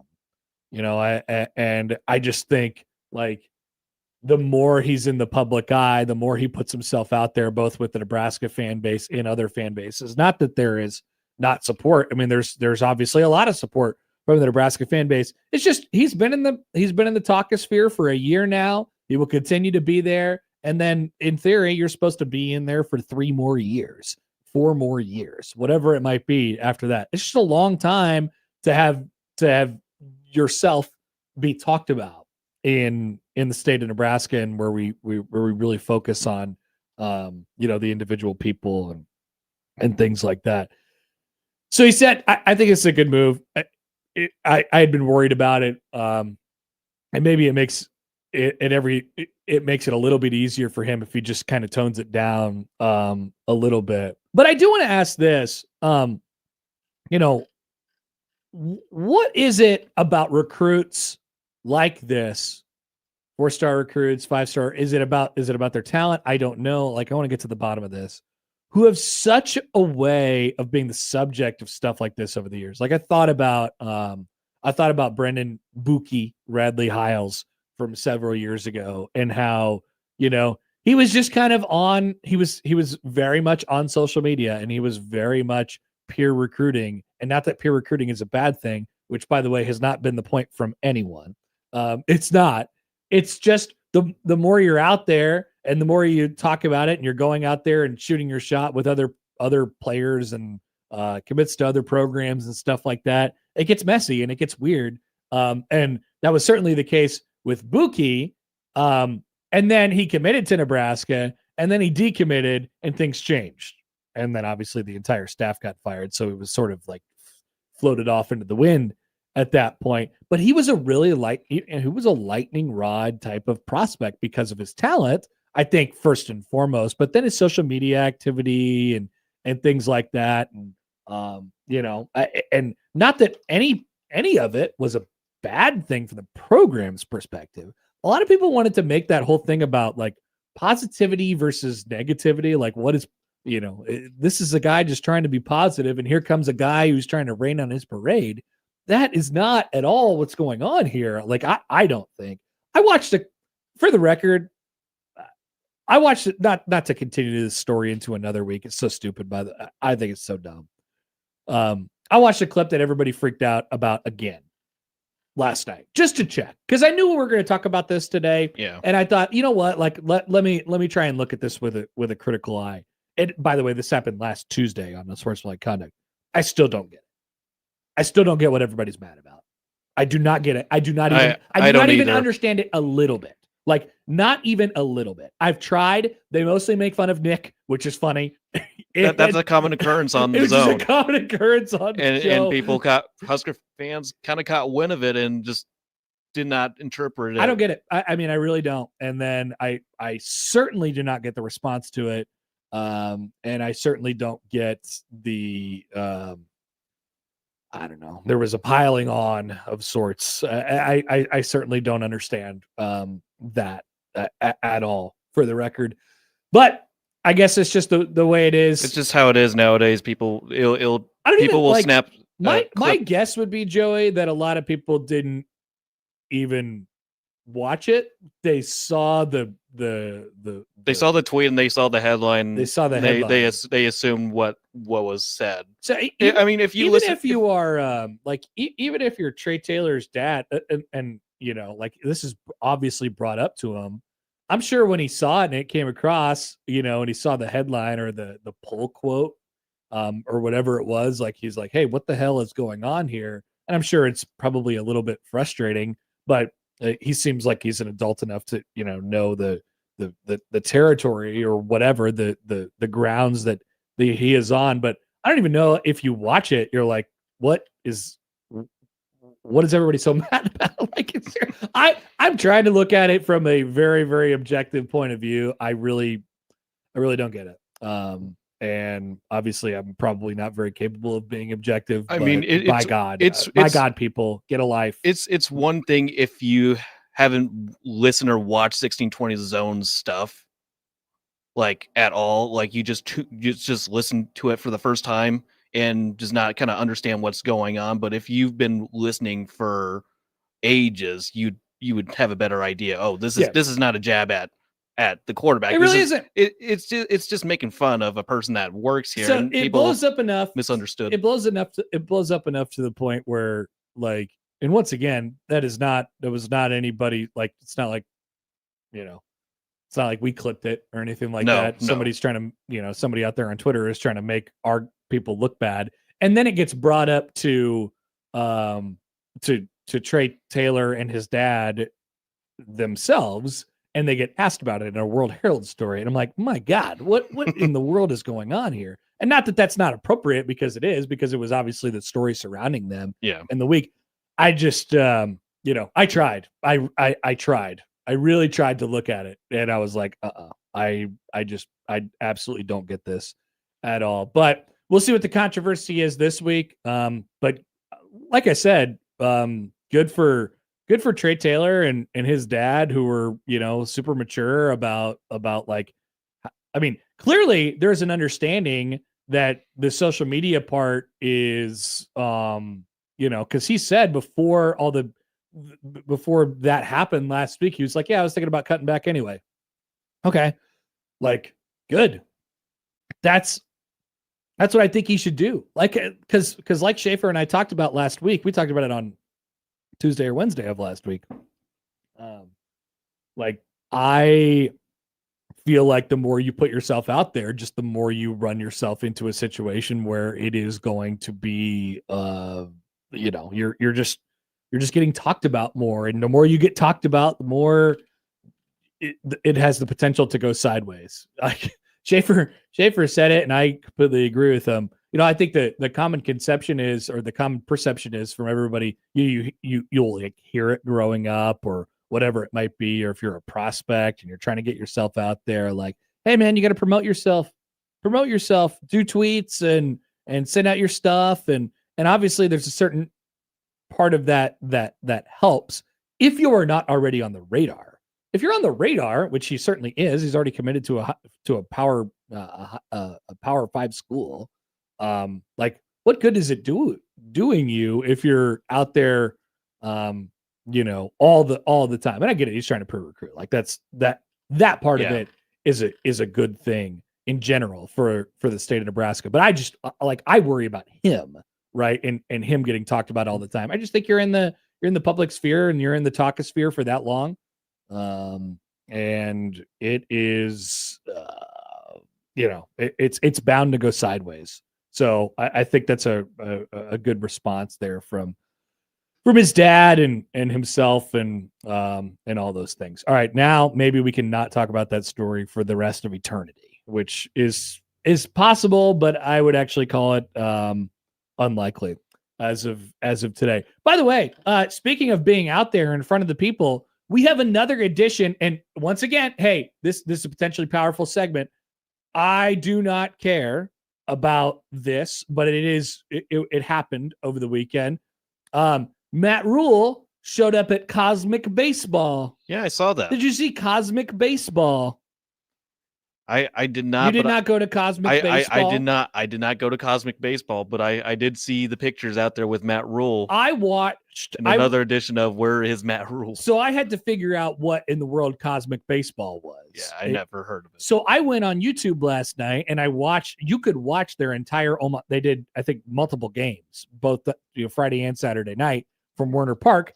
And you can watch the full broadcasts of those games, like the 3-hour long thing. And so it starts obviously when the sun is up and, they're doing fun stuff. It's sort of Savannah Bananas-esque and whatever. And then at a certain point, they bring out this big switch and lever and they flip it down and then all the lights turn out. Yeah, I kind of saw the pictures. And then they do Cosmic Baseball. They do glow in the dark baseball. And they brought out a couple of the local celebrities or quote unquote celebrities. And yes, it is another edition of Where is Matt Rule. So add it to the list of places where Matt Rule has appeared. And yet again, I don't think it's a bad thing or care that much at all. But the same thing still stands for like here. And you compare it to Trey Taylor as well. All right. What happens when Matt Rule is out there in public these days? People talk about it, and there seems to be some sort of a negative twinge to what's going on about the program right now, and some of those thoughts get transported over to Matt Rule, and then all of a sudden, all he's doing is living his life, showing up at a baseball game or showing up at the Kentucky Derby. The truth of the matter is, all that he's doing when he goes to these places is either networking or, I mean, when he goes to the Kentucky Derby, he's probably meeting up with high level donors and stuff like that as well. Like he's doing all these different things, and so there's no world in which it's a bad thing. But so same thing with Trey Taylor, right? He's out there on social media and he's tweeting about stuff and he's tweeting about the program and he's saying, "Come to Nebraska. This is great." There's no world where that's a bad thing, but people don't have positive thoughts about the program right now, and so they see those people and they see Matt Rule and they're like, I'm just sick of seeing him. I don't want to see him. I don't want to think about that part of my life where I'm in pain in the fall and stuff like that. And Trey Taylor, by extension, because he's a commitment to Matt Rule and his staff in Nebraska, falls victim to that occasionally as well. And the more you're out there, the more people think about it. And if people don't have positive thoughts about the program at the moment, they have negative thoughts. Every time they see anything involved with it, they're like, I don't know. Hell, Nebraska just announced almost $1 billion stadium renovation, which in no world is a negative thing. That has never, ever been a bad thing for anyone. No. It is always a good thing. You are adding facilities, you are spending money, you are investing into the program, you are making your stadium look great and pristine and all these different things, and you're keeping the capacity generally in the same ballpark of where it is. And people still had a negative twinge to when they saw that and they were like, I don't know about this whole big stadium thing. Why not just put the money into X and X and X and X? I'm like, guys, not everything has not everything has to be bad. But this is what happens when you're just out there. You're out there more and more and more and more. Speaking of coaches being out there, Fred Hoiberg was just at the Timberwolves. See, that's a good thing because people see Fred Hoiberg and they're like, I love it. Show me more Fred Hoiberg. Yeah. Great. This is absolutely fantastic. And so, like, it's not as simple of a thing here as positive versus negative. I absolutely do not care that Matt Rule shows up at Cosmic Baseball and the Louisville and the friggin' Kentucky Derby, and I absolutely do not care that Trey Taylor is trying to recruit people on social media. Just let them do their thing. But the more the more they put themselves out there, the more that they're going to get talked. Yeah, about. And that's it, and they know that, and they completely recognize that. All right, let's take a break. We will come back and talk to Tim Verghese. So, what is the actual substance of all this? Is there any legs here with whether it be Trey Taylor or it be Torrey Pittman or whatever it might be for Nebraska football? We will discuss that and more when we come back with Tim after this on 1620 The Zone.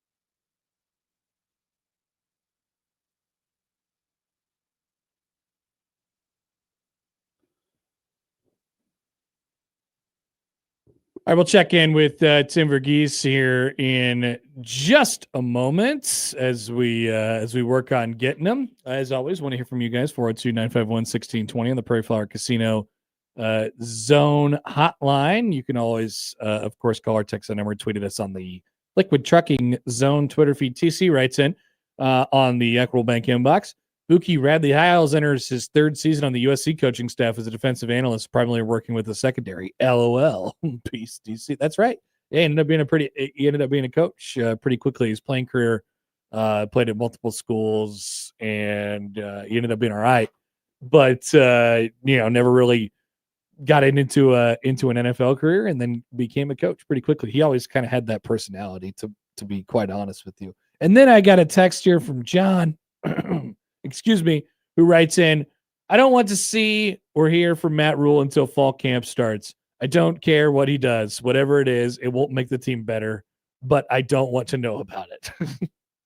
I think that's what most people are thinking right now. And anytime they do see him, not most people, but I do think that's what a lot of people think. They're like, oh, I don't really know what he's up to, but that's okay. And they just better win games in the fall. It's really funny how things change and the images change on things when people feel good about the direction of your program. It's pretty simple. And so why do things get toxic? Because I think another reason why is because we're in this sort of weird, in between where you can really choose your own adventure. I mean, you can really make the case. Although I guess I personally would have a really difficult case telling you definitively that the program is like for sure going to be, up here. Excuse me. But you can make the case either way. It's good. It's bad. There's progress. There's not progress. There's a whole bunch of different stuff going on. And that's when there's all these, different viewpoints from whichever side. As we take a look over to the recruiting side of things with our dear friend Tim Verghese from inside Nebraska. Tim, good morning. What's going on? Good morning. How are we doing? Good, man. Okay, so it pops up last week where Trey Taylor is getting checked in on by Ohio State. Not necessarily a surprise given his talent level and how it's risen. And as I think you've mentioned before, Ohio State doesn't seem to be exactly sure about their quarterback board. I don't think at the moment. You've talked about it a little bit. You've written about it. What kind of substance is there to this? And then I think maybe even more so, Tim, how much more of this could there be in the next several months before signing day happens, specifically with Taylor? Yeah, so I guess specifically here, I mean, look, Trey and his father have come out and said, I mean, look, I've exchanged some texts about this with them, with other people in regards to this situation. They're continuing to say the right things about the Nebraska commitment, but at the same time are not burning any bridges in this recruiting process. It makes sense. You don't want to burn bridges really anywhere. You never know where a coaching staff's going to be down the line. You never know, what's going to happen, even here. So, but this is not, I mean, Ohio State's not the only program in pursuit of Trey. The reason this made news is because Ohio State is a program that seemingly was done with the QB market here in the 2027 cycle, but they have stayed very active. And Trey Taylor is not the only quarterback they're working on. Steve Wilfong over at Rivals put out a piece last week on Ohio State's QB search. They're in the mix for a good 8 to 10 quarterbacks. Wow. Many of which are already committed elsewhere here in the 27 cycle. So they're actively in pursuit of another quarterback here in 2027. Trey Taylor happens to be the guy at the top of that board. But as of now, I mean, look, he's got no plans to visit anytime soon. He's still planning to move down to Millard South. He's going to be locked in, working peer recruiting all through June, also working camps through June. And he's like he said, he's going quiet. He's focusing on his senior season and his development. But look, Nebraska's going to have to show some results in the recruiting trail, stack some talent to surround Taylor with here in the 27th cycle, and they're going to have to win some games in the fall to keep Taylor's commitment. Not in a sense of Taylor wants to be here. He's a believer in what Rule's building. He's a believer in this staff. He's a believer in this program. I mean, and with each passing visit, he develops stronger and stronger relationships on campus. If it was up to him and solely him, he would be signed already. But at the same time, this is a recruiting process where he can't sign until December. And so other schools are still giving him something to think about. Other schools are still letting him know that, hey, like, even though you're committed, we're not going to slow down. And I know there's this narrative or this thing out there of, well, if you're committed, you shouldn't be engaging with other schools. That's not really how it works anymore. Schools are going to engage you, especially if you're a blue chip prospect, pretty much until the very end of this process. I've talked to multiple recruits over the years in this, where the reason guys announce top fives and top schools is they want this process to slow down, but it never does. Even when they announce that top five, there's schools outside the top five trying to work in. Even when they're committed, there's going to be schools outside that, whether they made a run, before their commitment or not, are going to try to get back in there. So for Taylor in particular, as one of the top quarterbacks here in the 27th cycle, this really won't slow down, or as in, schools are going to continue engaging with him pretty much until he signs. To what extent you should be concerned about this as a Nebraska fan is just solely dependent on the amount Taylor engages. If we get to a point in the fall and he starts making visits elsewhere, then it's like, okay, well, yeah, then we're up another level in terms of cause for concern. But at this point, there's very little cause for concern. This is just what it's like when you're recruiting at this level, where you're recruiting prospects of Taylor's caliber. Yep, I'm with you. And Tim, I also respect the idea that he's gonna, if Ohio State wants to come visit him at his school, then he's not going to say no to that. I think that's completely fine, even in a world where people get a little bit bothered with any sort of contact, like you said, when a guy is committed to a different school. Right. And that's just the world. I mean, that is recruiting right now is again, schools specifically. I mean, there's schools out there that they won't let up if they want to get in contact. They'll find a way. No doubt. Tim Verghese. Okay. So there's that situation. There's that story. And then the other one that came out on, last week was, as far as a prospect that is committed in the Nebraska classes, is Torrey Pittman. What's the latest on that? Does that have legs? That one is one I would keep a little bit of an eye on. I mean, that one's I'm very interested to see how this continues to develop over the coming weeks. He visited Miami last month, and then Miami came out to visit him. He's got a few other schools still working on him. Look, I don't give a whole lot to the LSU noise, just from what I've been able to gather about that recruitment. I don't think LSU is going to be as big of a threat here as potentially Miami. But that said, I'm very interested to see how Pittman approaches these next few weeks and then into the summer.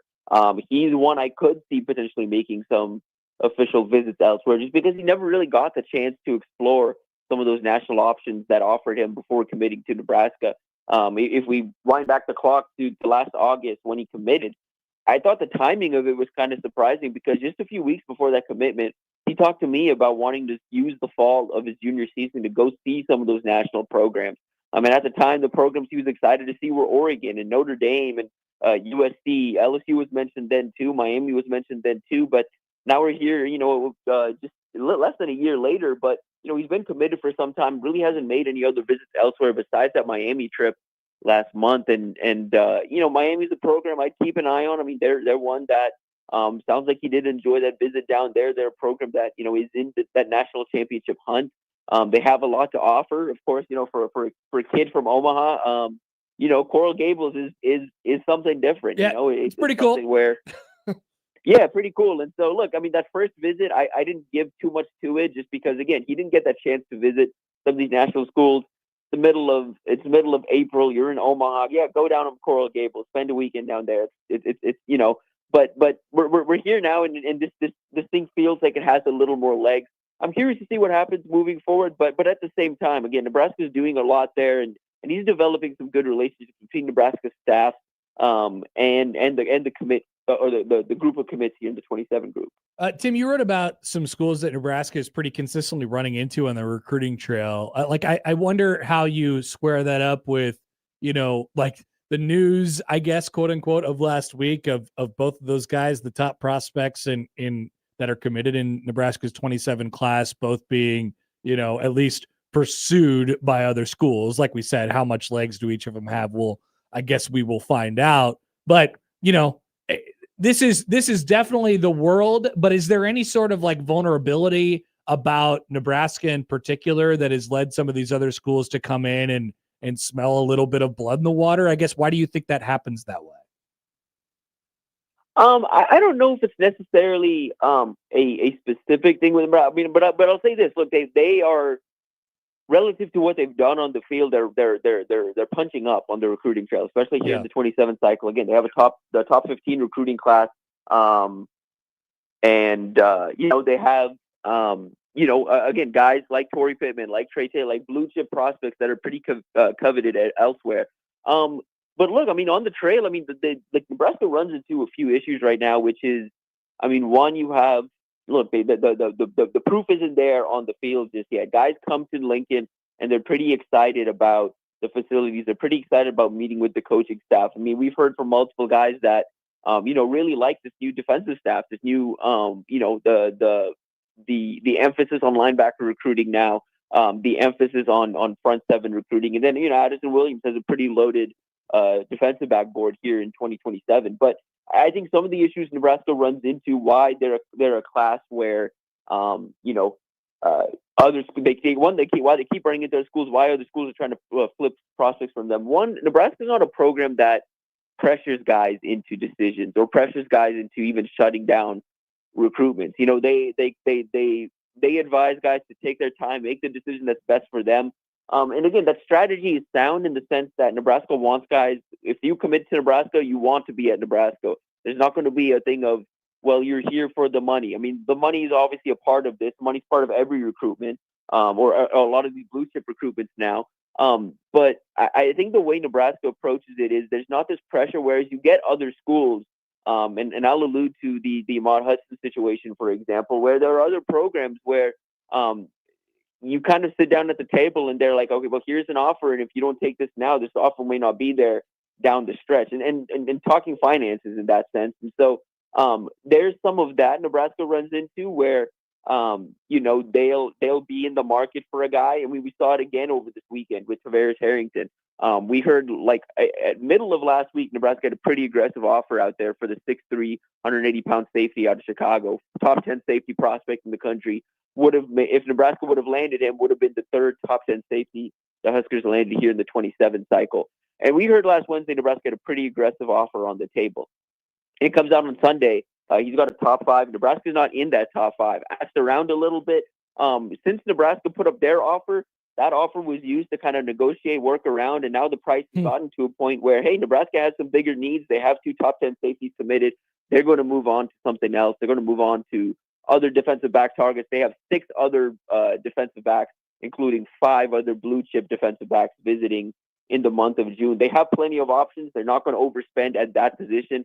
And so they pivot. And so that's something where Nebraska runs into. And then the other part of this is, again, from a results standpoint, they still need to show that they can win some games. So you're working this weird tightrope act between selling the future and a future that guys are genuinely excited about. Again, the guys that are committed, the guys that visit, there's some genuine excitement about what this program can be in the future and what they might be able to do here in 2026.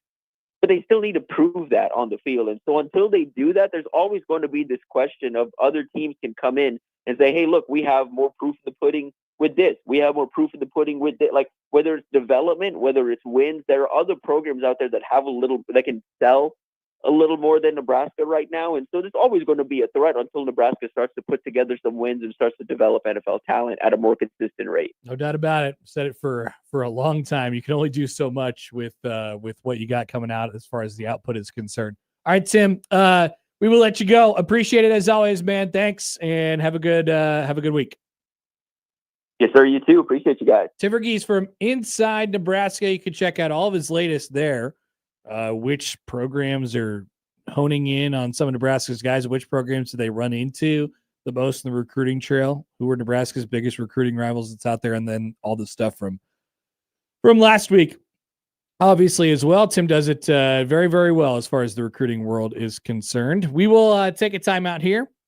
We'll round out the hour. Still a couple things left to cover, but as always, we want to hear from you guys. 402-951-1620. We will still talk with Michael Bruntz of Husker 24/7 about Nebraska baseball coming up in just a little bit. We're back after this on 1620 The Zone.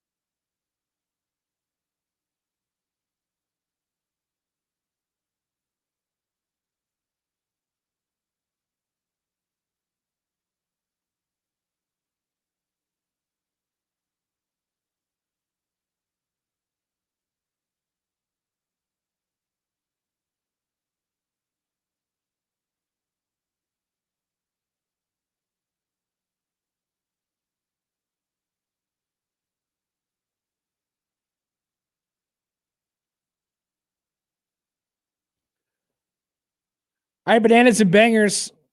If you let us know your walk-up song, you could win a 4-pack of sweet tickets to see the Savannah Bananas at Memorial Stadium on June 13th. $200 and a free duct cleaning, which is a $900 value from McCarthy's 1-hour heating and air. Enter online right now, 1620thezone.com. Once again, tell us your walk-up song. Maybe it's Josie's on a vacation farm. Maybe it's one of those. Maybe it could be Boys Are Back in Town. Maybe. Our Monday guest, Brunts, would say that. You'll be hearing that shortly, so test it out. If it's yours, you can send it our way at Bananas and Bangers, 1620thezone.com, powered by McCarthy's 1-hour heating and air. I saw a cool story yesterday in the World Herald, speaking of Memorial Stadium. Have you heard the story of 89-year-old Walt Broer? Walt Broer is among the few who will be a little bit sentimental when South Stadium goes down after next year. Oh, is it about the Tross?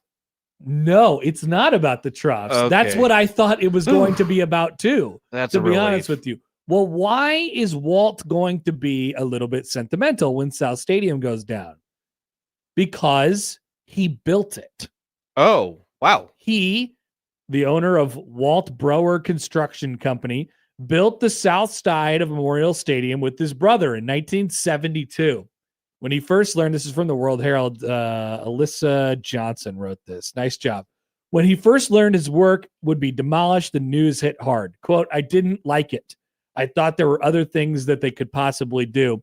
But over time, he grew, more accepting of the future of South Stadium and of Memorial Stadium in general. And of course, he's going to be okay. But he might be a little bit sad, maybe a little teary-eyed when South Stadium goes down piece by piece, coming up later on this fall and into the winter.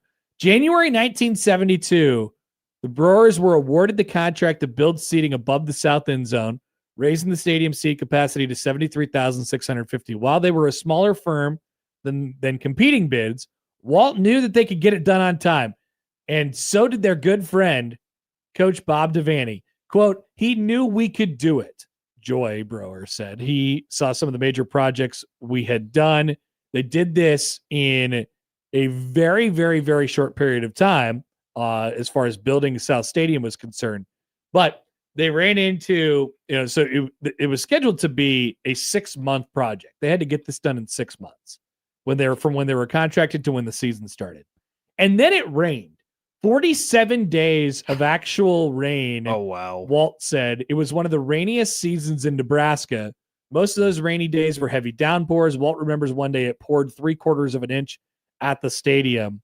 The project included a penalty clause of $1,000 for every day the construction ran late, and they had to stay as close to on time as they possibly could. After one of the final beams was completed, Walt decided his crew needed a respite to get the project done.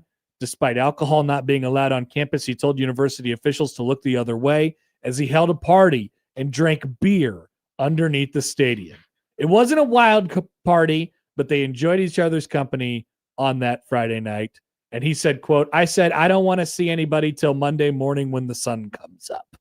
And partied all weekend after building South Stadium, which is absolutely fantastic. I love that. So hopefully that is not a bad omen for when they build new South Stadium, and hopefully it doesn't rain for, or snow for several consecutive months. Or I mean, we do need the rain. We do need the rain, but I mean, this will be, maybe we'll get some rain in between at a normal pace. Yeah, normal in between pace. Now and late November when it goes down. We don't need heavy downpour. No. Well, I mean, we could probably use a little bit of it, but in a normal leave that for Omaha, just not during the CWS. So a shout out and a cheers to Walt, who built South Stadium and whose project has come to an end, but 50 plus years. Pretty nice job. All right, let's take a break. We will come back 9:00 hour. We'll talk a little bit about Nebraska baseball and what they should really lean into as they head into the postseason. Michael Bruns will join as well. We're back after this on 1620 The Zone.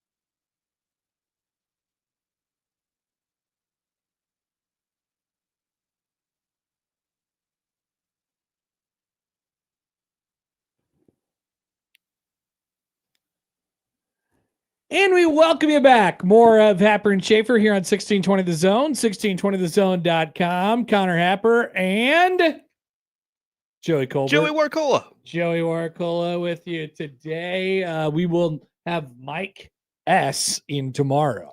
Which one? Not the regular Mike S. Different Mike S. One of the previous Mike S's that we have met, but which one is a mystery to you, Joey? I don't think I've told you. Wait, maybe I did tell you. You did. Okay. I'm just You know, I'm keep just the leaving the mystery alive. suspense. Keep the Just mystery leaving the alive. suspense. You will find a Mike S tomorrow on the show that will not be Mike Schaefer and that will not be Mike Chandra, who commented on YouTube, but he's wondering if it's him.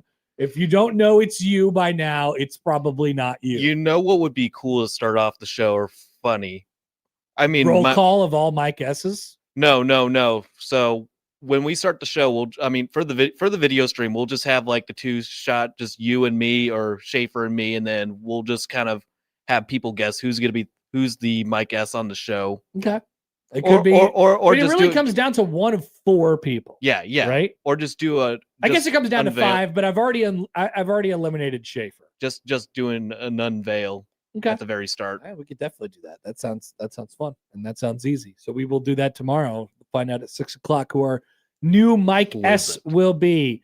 Charles writes in on YouTube. He says, "Sweep." That is right. That is exactly what Nebraska baseball did this past weekend against Iowa. Oh man, I saw people when Iowa was mounting their comeback, or when Iowa was building their lead in a variety of different occasions over the weekend.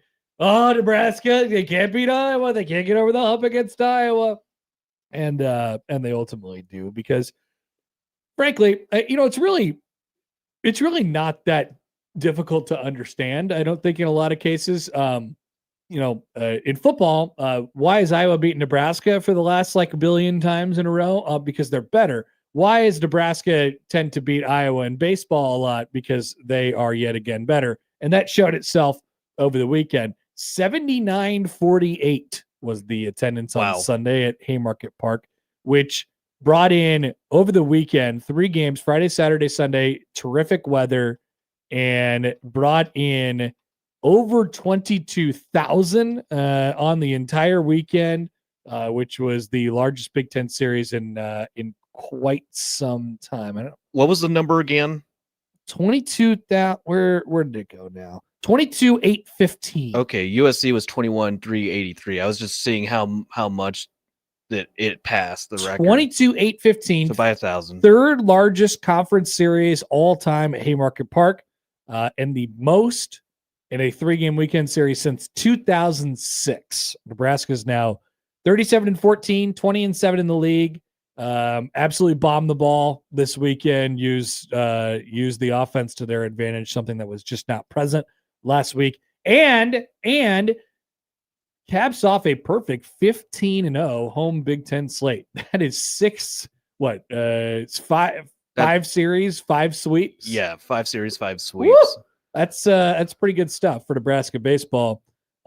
So here's the thing: they bring the runs, they bring the bats to the table this weekend, and I've determined this long ago, to be completely honest with you, but I do think it's something worth saying out loud. I would not get stressed out about the pitching stuff. I really wouldn't. And I know Unger got beat up a little bit more over the weekend, and you're still messing with your rotation. And I know everybody wants it to be perfect, and you're like, we don't have this, and this to get through this. And obviously you'd like to be in a better spot from the pitching perspective. That doesn't mean they're in a bad spot. Honestly, I think you can make the case that Nebraska has already gotten the most out of their pitching staff. I think it's unfair to ask, and we'll talk about this with Brunts. Your goal is around this time of the year is you have identified 4 guys, 2 starters, 3 relievers, or 3 starters and 2 relievers, whatever it is, that could carry you for the majority of the innings throughout the entirety of the postseason. The the entirety of the high leverage innings. Now, of course, you're going to need other guys who aren't in that 5 or 6 or whatever it is to step up and get you outs at times. That will happen. And ultimately, those guys could end up sinking you as well. But you go through these waves of a season, and this is how college baseball works. This is how professional baseball works as well. You have an idea. In an ideal world, you get in the big leagues, like, okay, we have our top 3 starters. We're going to get 200 out of each of our top 2 guys, and then we're going to get 150, and then we're going to get 100, and we're going to move some guys up and down and AAA with the 5th spot, and we're going to, whatever, and that's our plan for the season. And then your starter goes on, gets Tommy John in mid-May, and you're like, well, what do we do now? That can't sink you. And so in college baseball, it's really a similar story. You have an idea of what you want going into the first weekend of the year, and you're like, okay, here's our best 3 guys right now. Let's go with it. And ultimately, eventually, over a period of time, that changes. And you identify guys that you feel comfortable with getting you outs, and then those guys will go through lulls, and you go up and down and up and down and up and down.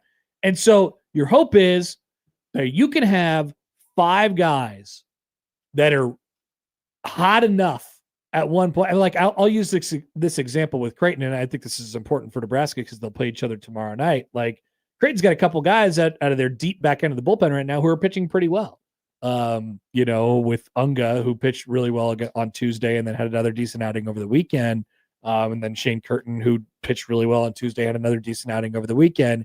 You just like ride the wave, and you find a way to get your hottest guys. It's not necessarily your best guys. Your hottest guys who can get outs in the right moments, in the high leverage moments of when they need to get outs. And so that's how you put a pitching staff together. I understand that it is not airtight. I understand that the glue does not stick very well. But I say all that to say this. For Nebraska baseball, this team, you have to understand and you have to realize, and if you didn't, this weekend was a great example of it, this team will be carried by their offense. They will go as far as their offense takes them. You saw what happens when their offense completely disappeared last weekend against Ohio State. They lost all 3 games, and they did so relatively convincingly, except for Friday. And so you go as far as your offense takes you.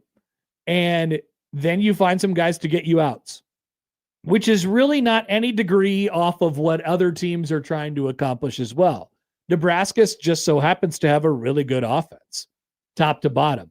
If it's not there, which I wouldn't expect it to not be there, then you're going to have some serious, serious problems. But Nebraska can survive without getting the best innings from its pitching staff. Obviously you attack any game like you want to, you want to do this, you want to get 6 out of your starter or whatever, whatever it might be.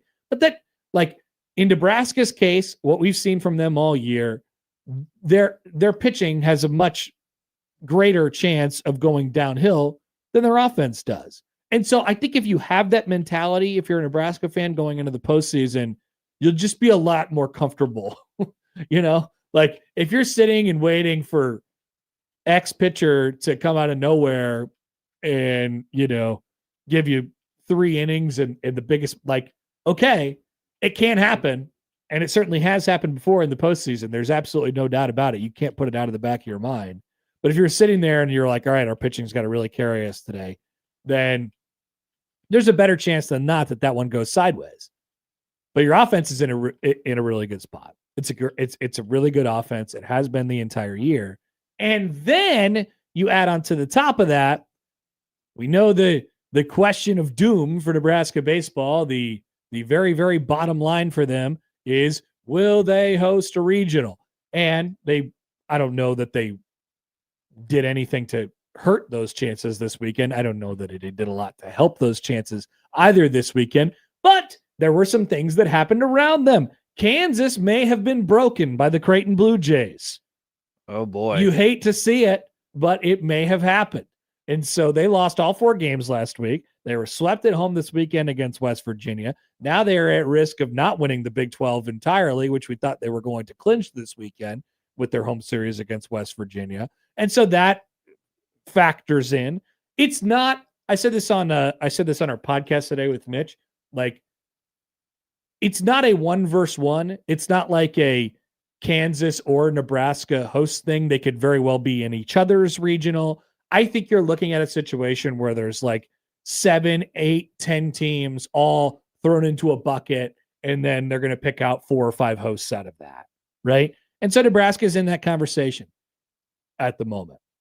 But as I was going to say, if you are at home in the postseason, you are playing in a ballpark that absolutely plays to your strengths, that absolutely plays to your advantages. The ball flies there, and not to mention that you're going to have 7,700 people there, probably 8,000 people there in a regional setting, whether it's for your game or for the other or whatever it might be, and then potentially even get there for a super regional as well. Absolute, baseball, softball fever around here, which is fantastic. But those are the advantages of you getting to play in your own backyard, and even more so impacted by the fact that your offense is going to have to be the thing that carries you forward.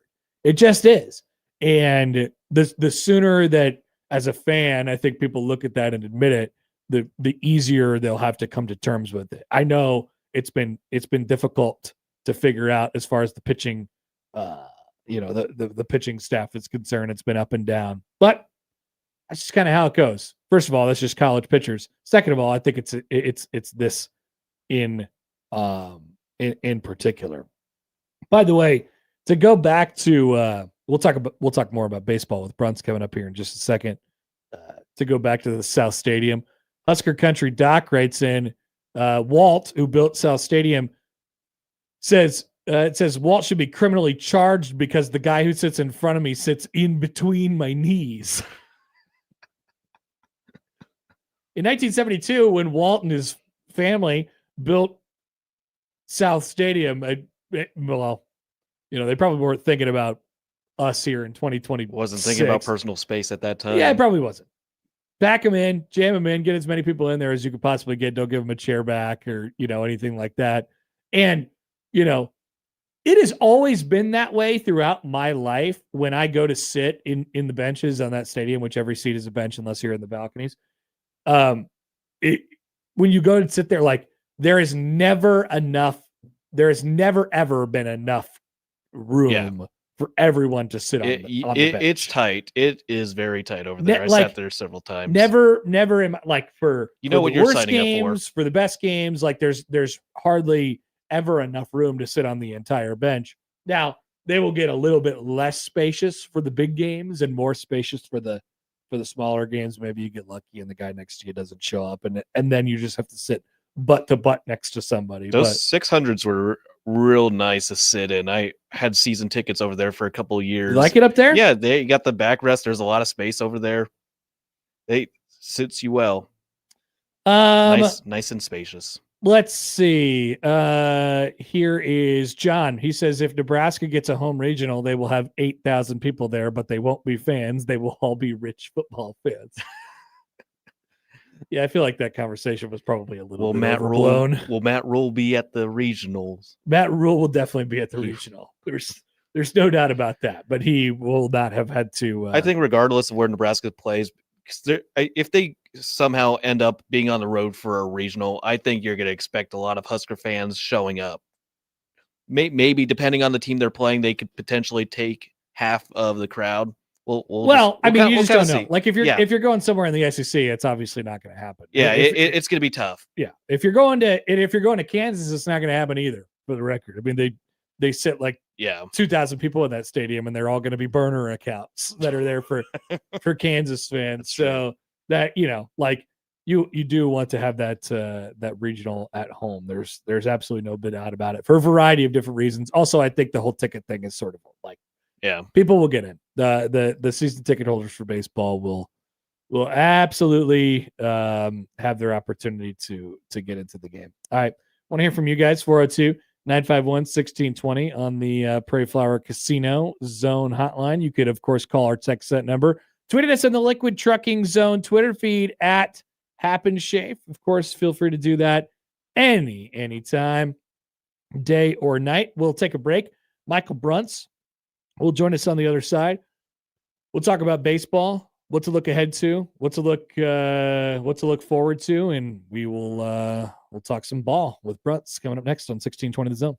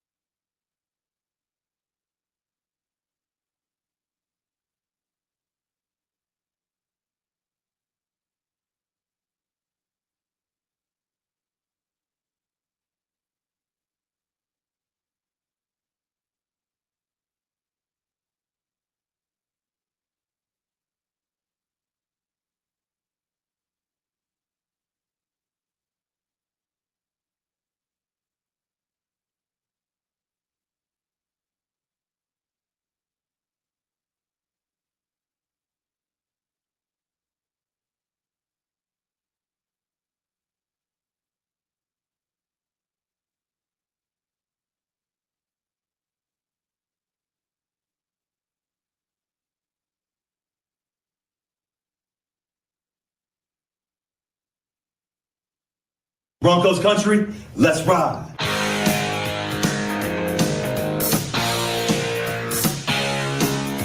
The Bronx is back in town. The Bronx is back in town. I said the Bronx is back in town.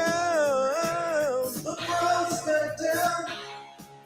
The Bronx is back in town. Bronx is back in town. Bronx is back in town. Bronx is back in town. Michael Brooks, Husker 24/7 on Happer and Schaefer, 1620 The Zone.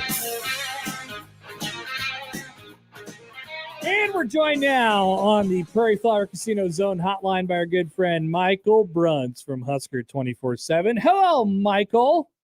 Good morning. Did you just get out of the Haymarket Park parking lot from the dealing with 7,000, 8,000 people trying to get out yesterday at the same time? I'm actually still sitting here. I slept in my car, and I've got the same clothes on I had yesterday, and I just hope the traffic clears up soon.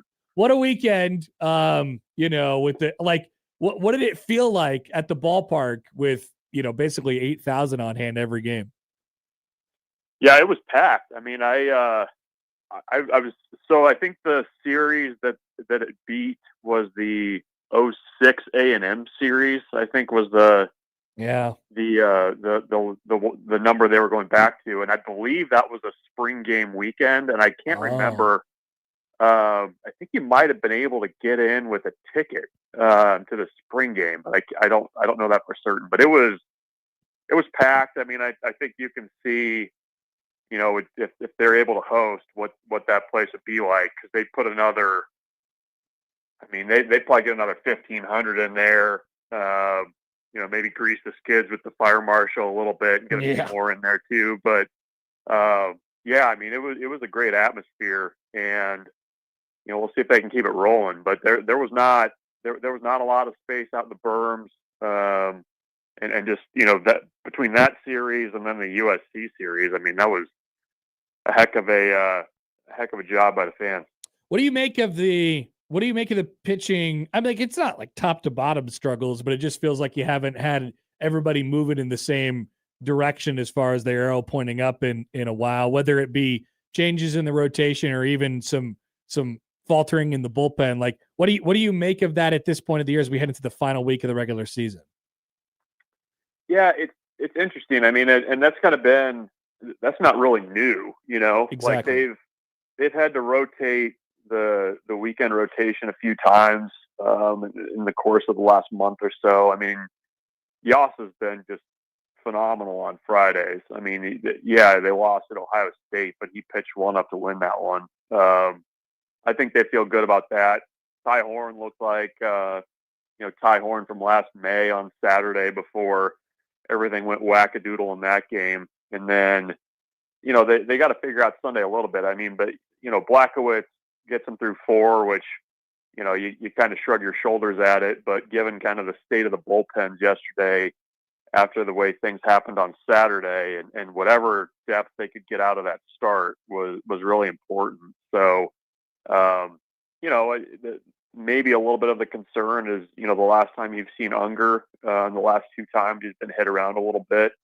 Katsky just still doesn't look comfortable out there, which is another point of concern, I think. But, Colin Novacek comes in yesterday. I mean, he threw once against Ohio State, threw twice this weekend, and it had been, 3 weeks or something like that since he'd seen him. And he looked great yesterday, got him out of a couple jams. So, they've kind of ridden the wave all year with the pitching staff. And, I think they're just going to have to continue to do that. But, at least one other guy that I think is giving you some things at the end of the game is Tucker Timmerman. He threw 3 times this weekend, and is at least emerging more as a guy that you can trust too. So we'll see if they can just get these games over the finish line. But I think Yas on Friday, I mean, that's probably been the biggest thing is you finally have somebody that can at least allow you to kind of set up your weekend with pitching. So we've known for a while, and we've talked about it, Bruntz, you and I on this show, like, they're going to be they are an offensive centric team, right? I've thought that the offense is going to have to carry them in the postseason for a while. I guess the question is just how much. Like, can you get Can you have it line up where it works for you from a pitching perspective? And when it hits the fan, how badly, I guess, does it hit the fan? How much is their offense capable of carrying them in, whether it be the Big Ten tournament or, of course, the NCAA tournament? Yeah, I mean, I think the one thing that, is different about this team versus some of the past few that, have gone through the Big Ten tournament, this is an offense that you're never really out of the game. And, the only time that they've really struggled, I think, was that series against Ohio State. Yep. And That's beyond it. that, I mean, you look at, it's almost kind of felt inevitable at times. I mean, even in that game on Saturday, it was like, okay, you get a couple runners on base in the eighth, like you're still not out of it. You still weren't out of it, and that's been the difference. Is the big swings. They've also just gotten really good 1 through 9. I mean, even you had Larry Fikes in there just hitting 105-mile-an-hour baseballs all over the place all weekend off the bench, and so I think they can carry it. And I think the thing that they've shown this year is they can kind of win in a lot of different ways. I think we talked about that. Like Yep. They can win a 12-10 game if they have to. They can play small ball. They can probably run a little bit more than what they get credit for. And I think what's maybe the fun part and maybe a little bit of the scary part is those types of teams play really well at home. And if you're at Haymarket Park in a regional, 100%. that's there's something there with that style of play versus you win 4-2 or whatever. But the margin for error is just a little bit bigger than what it's been in the past, and the offense is the reason why. I mean, they're just a really relentless team, and that's been the difference this season in midweeks. It's been the difference when they've fallen behind late.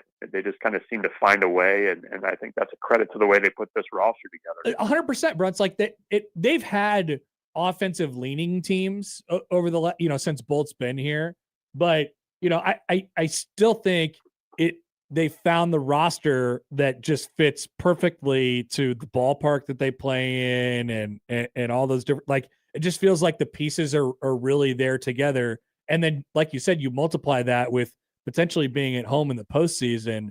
I don't know what has happened. It's been a launching pad before. It's always been a small park, but it feels like they are one, deep pop-up away from changing the game at any moment's notice right now. Yeah, well, and I think, the types of players that they've got on the roster now, I mean, certainly you're getting more power from guys that you would kind of always hope would show more power. I mean, Dylan Carey, the reason that he's at Nebraska right now is because major league teams felt like he hadn't shown enough power in his career. And, you add a guy like Will Jeske, who, earlier in his career could put the bat on the ball and would put it in play. But now, he's hitting balls hard. He hit one out yesterday that was just absolutely crushed. It's those types of players that I think have really kind of set this roster apart. And I mean, you've got Jeter Worley that you're hardly getting into the game this weekend because Trey Fikes is hitting balls all over the place and hitting balls out of the yard. So that's the difference.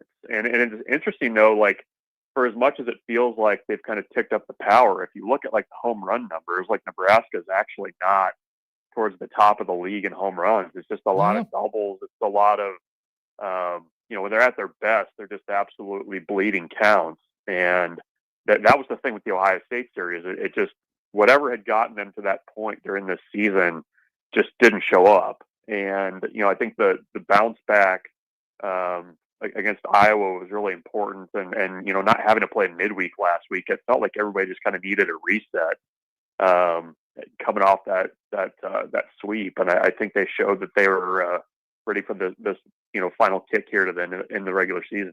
5th in the league. Oh, is this right? This seems like it's low. 5th in the league with it's 44 home runs. Could that be right? I don't think that.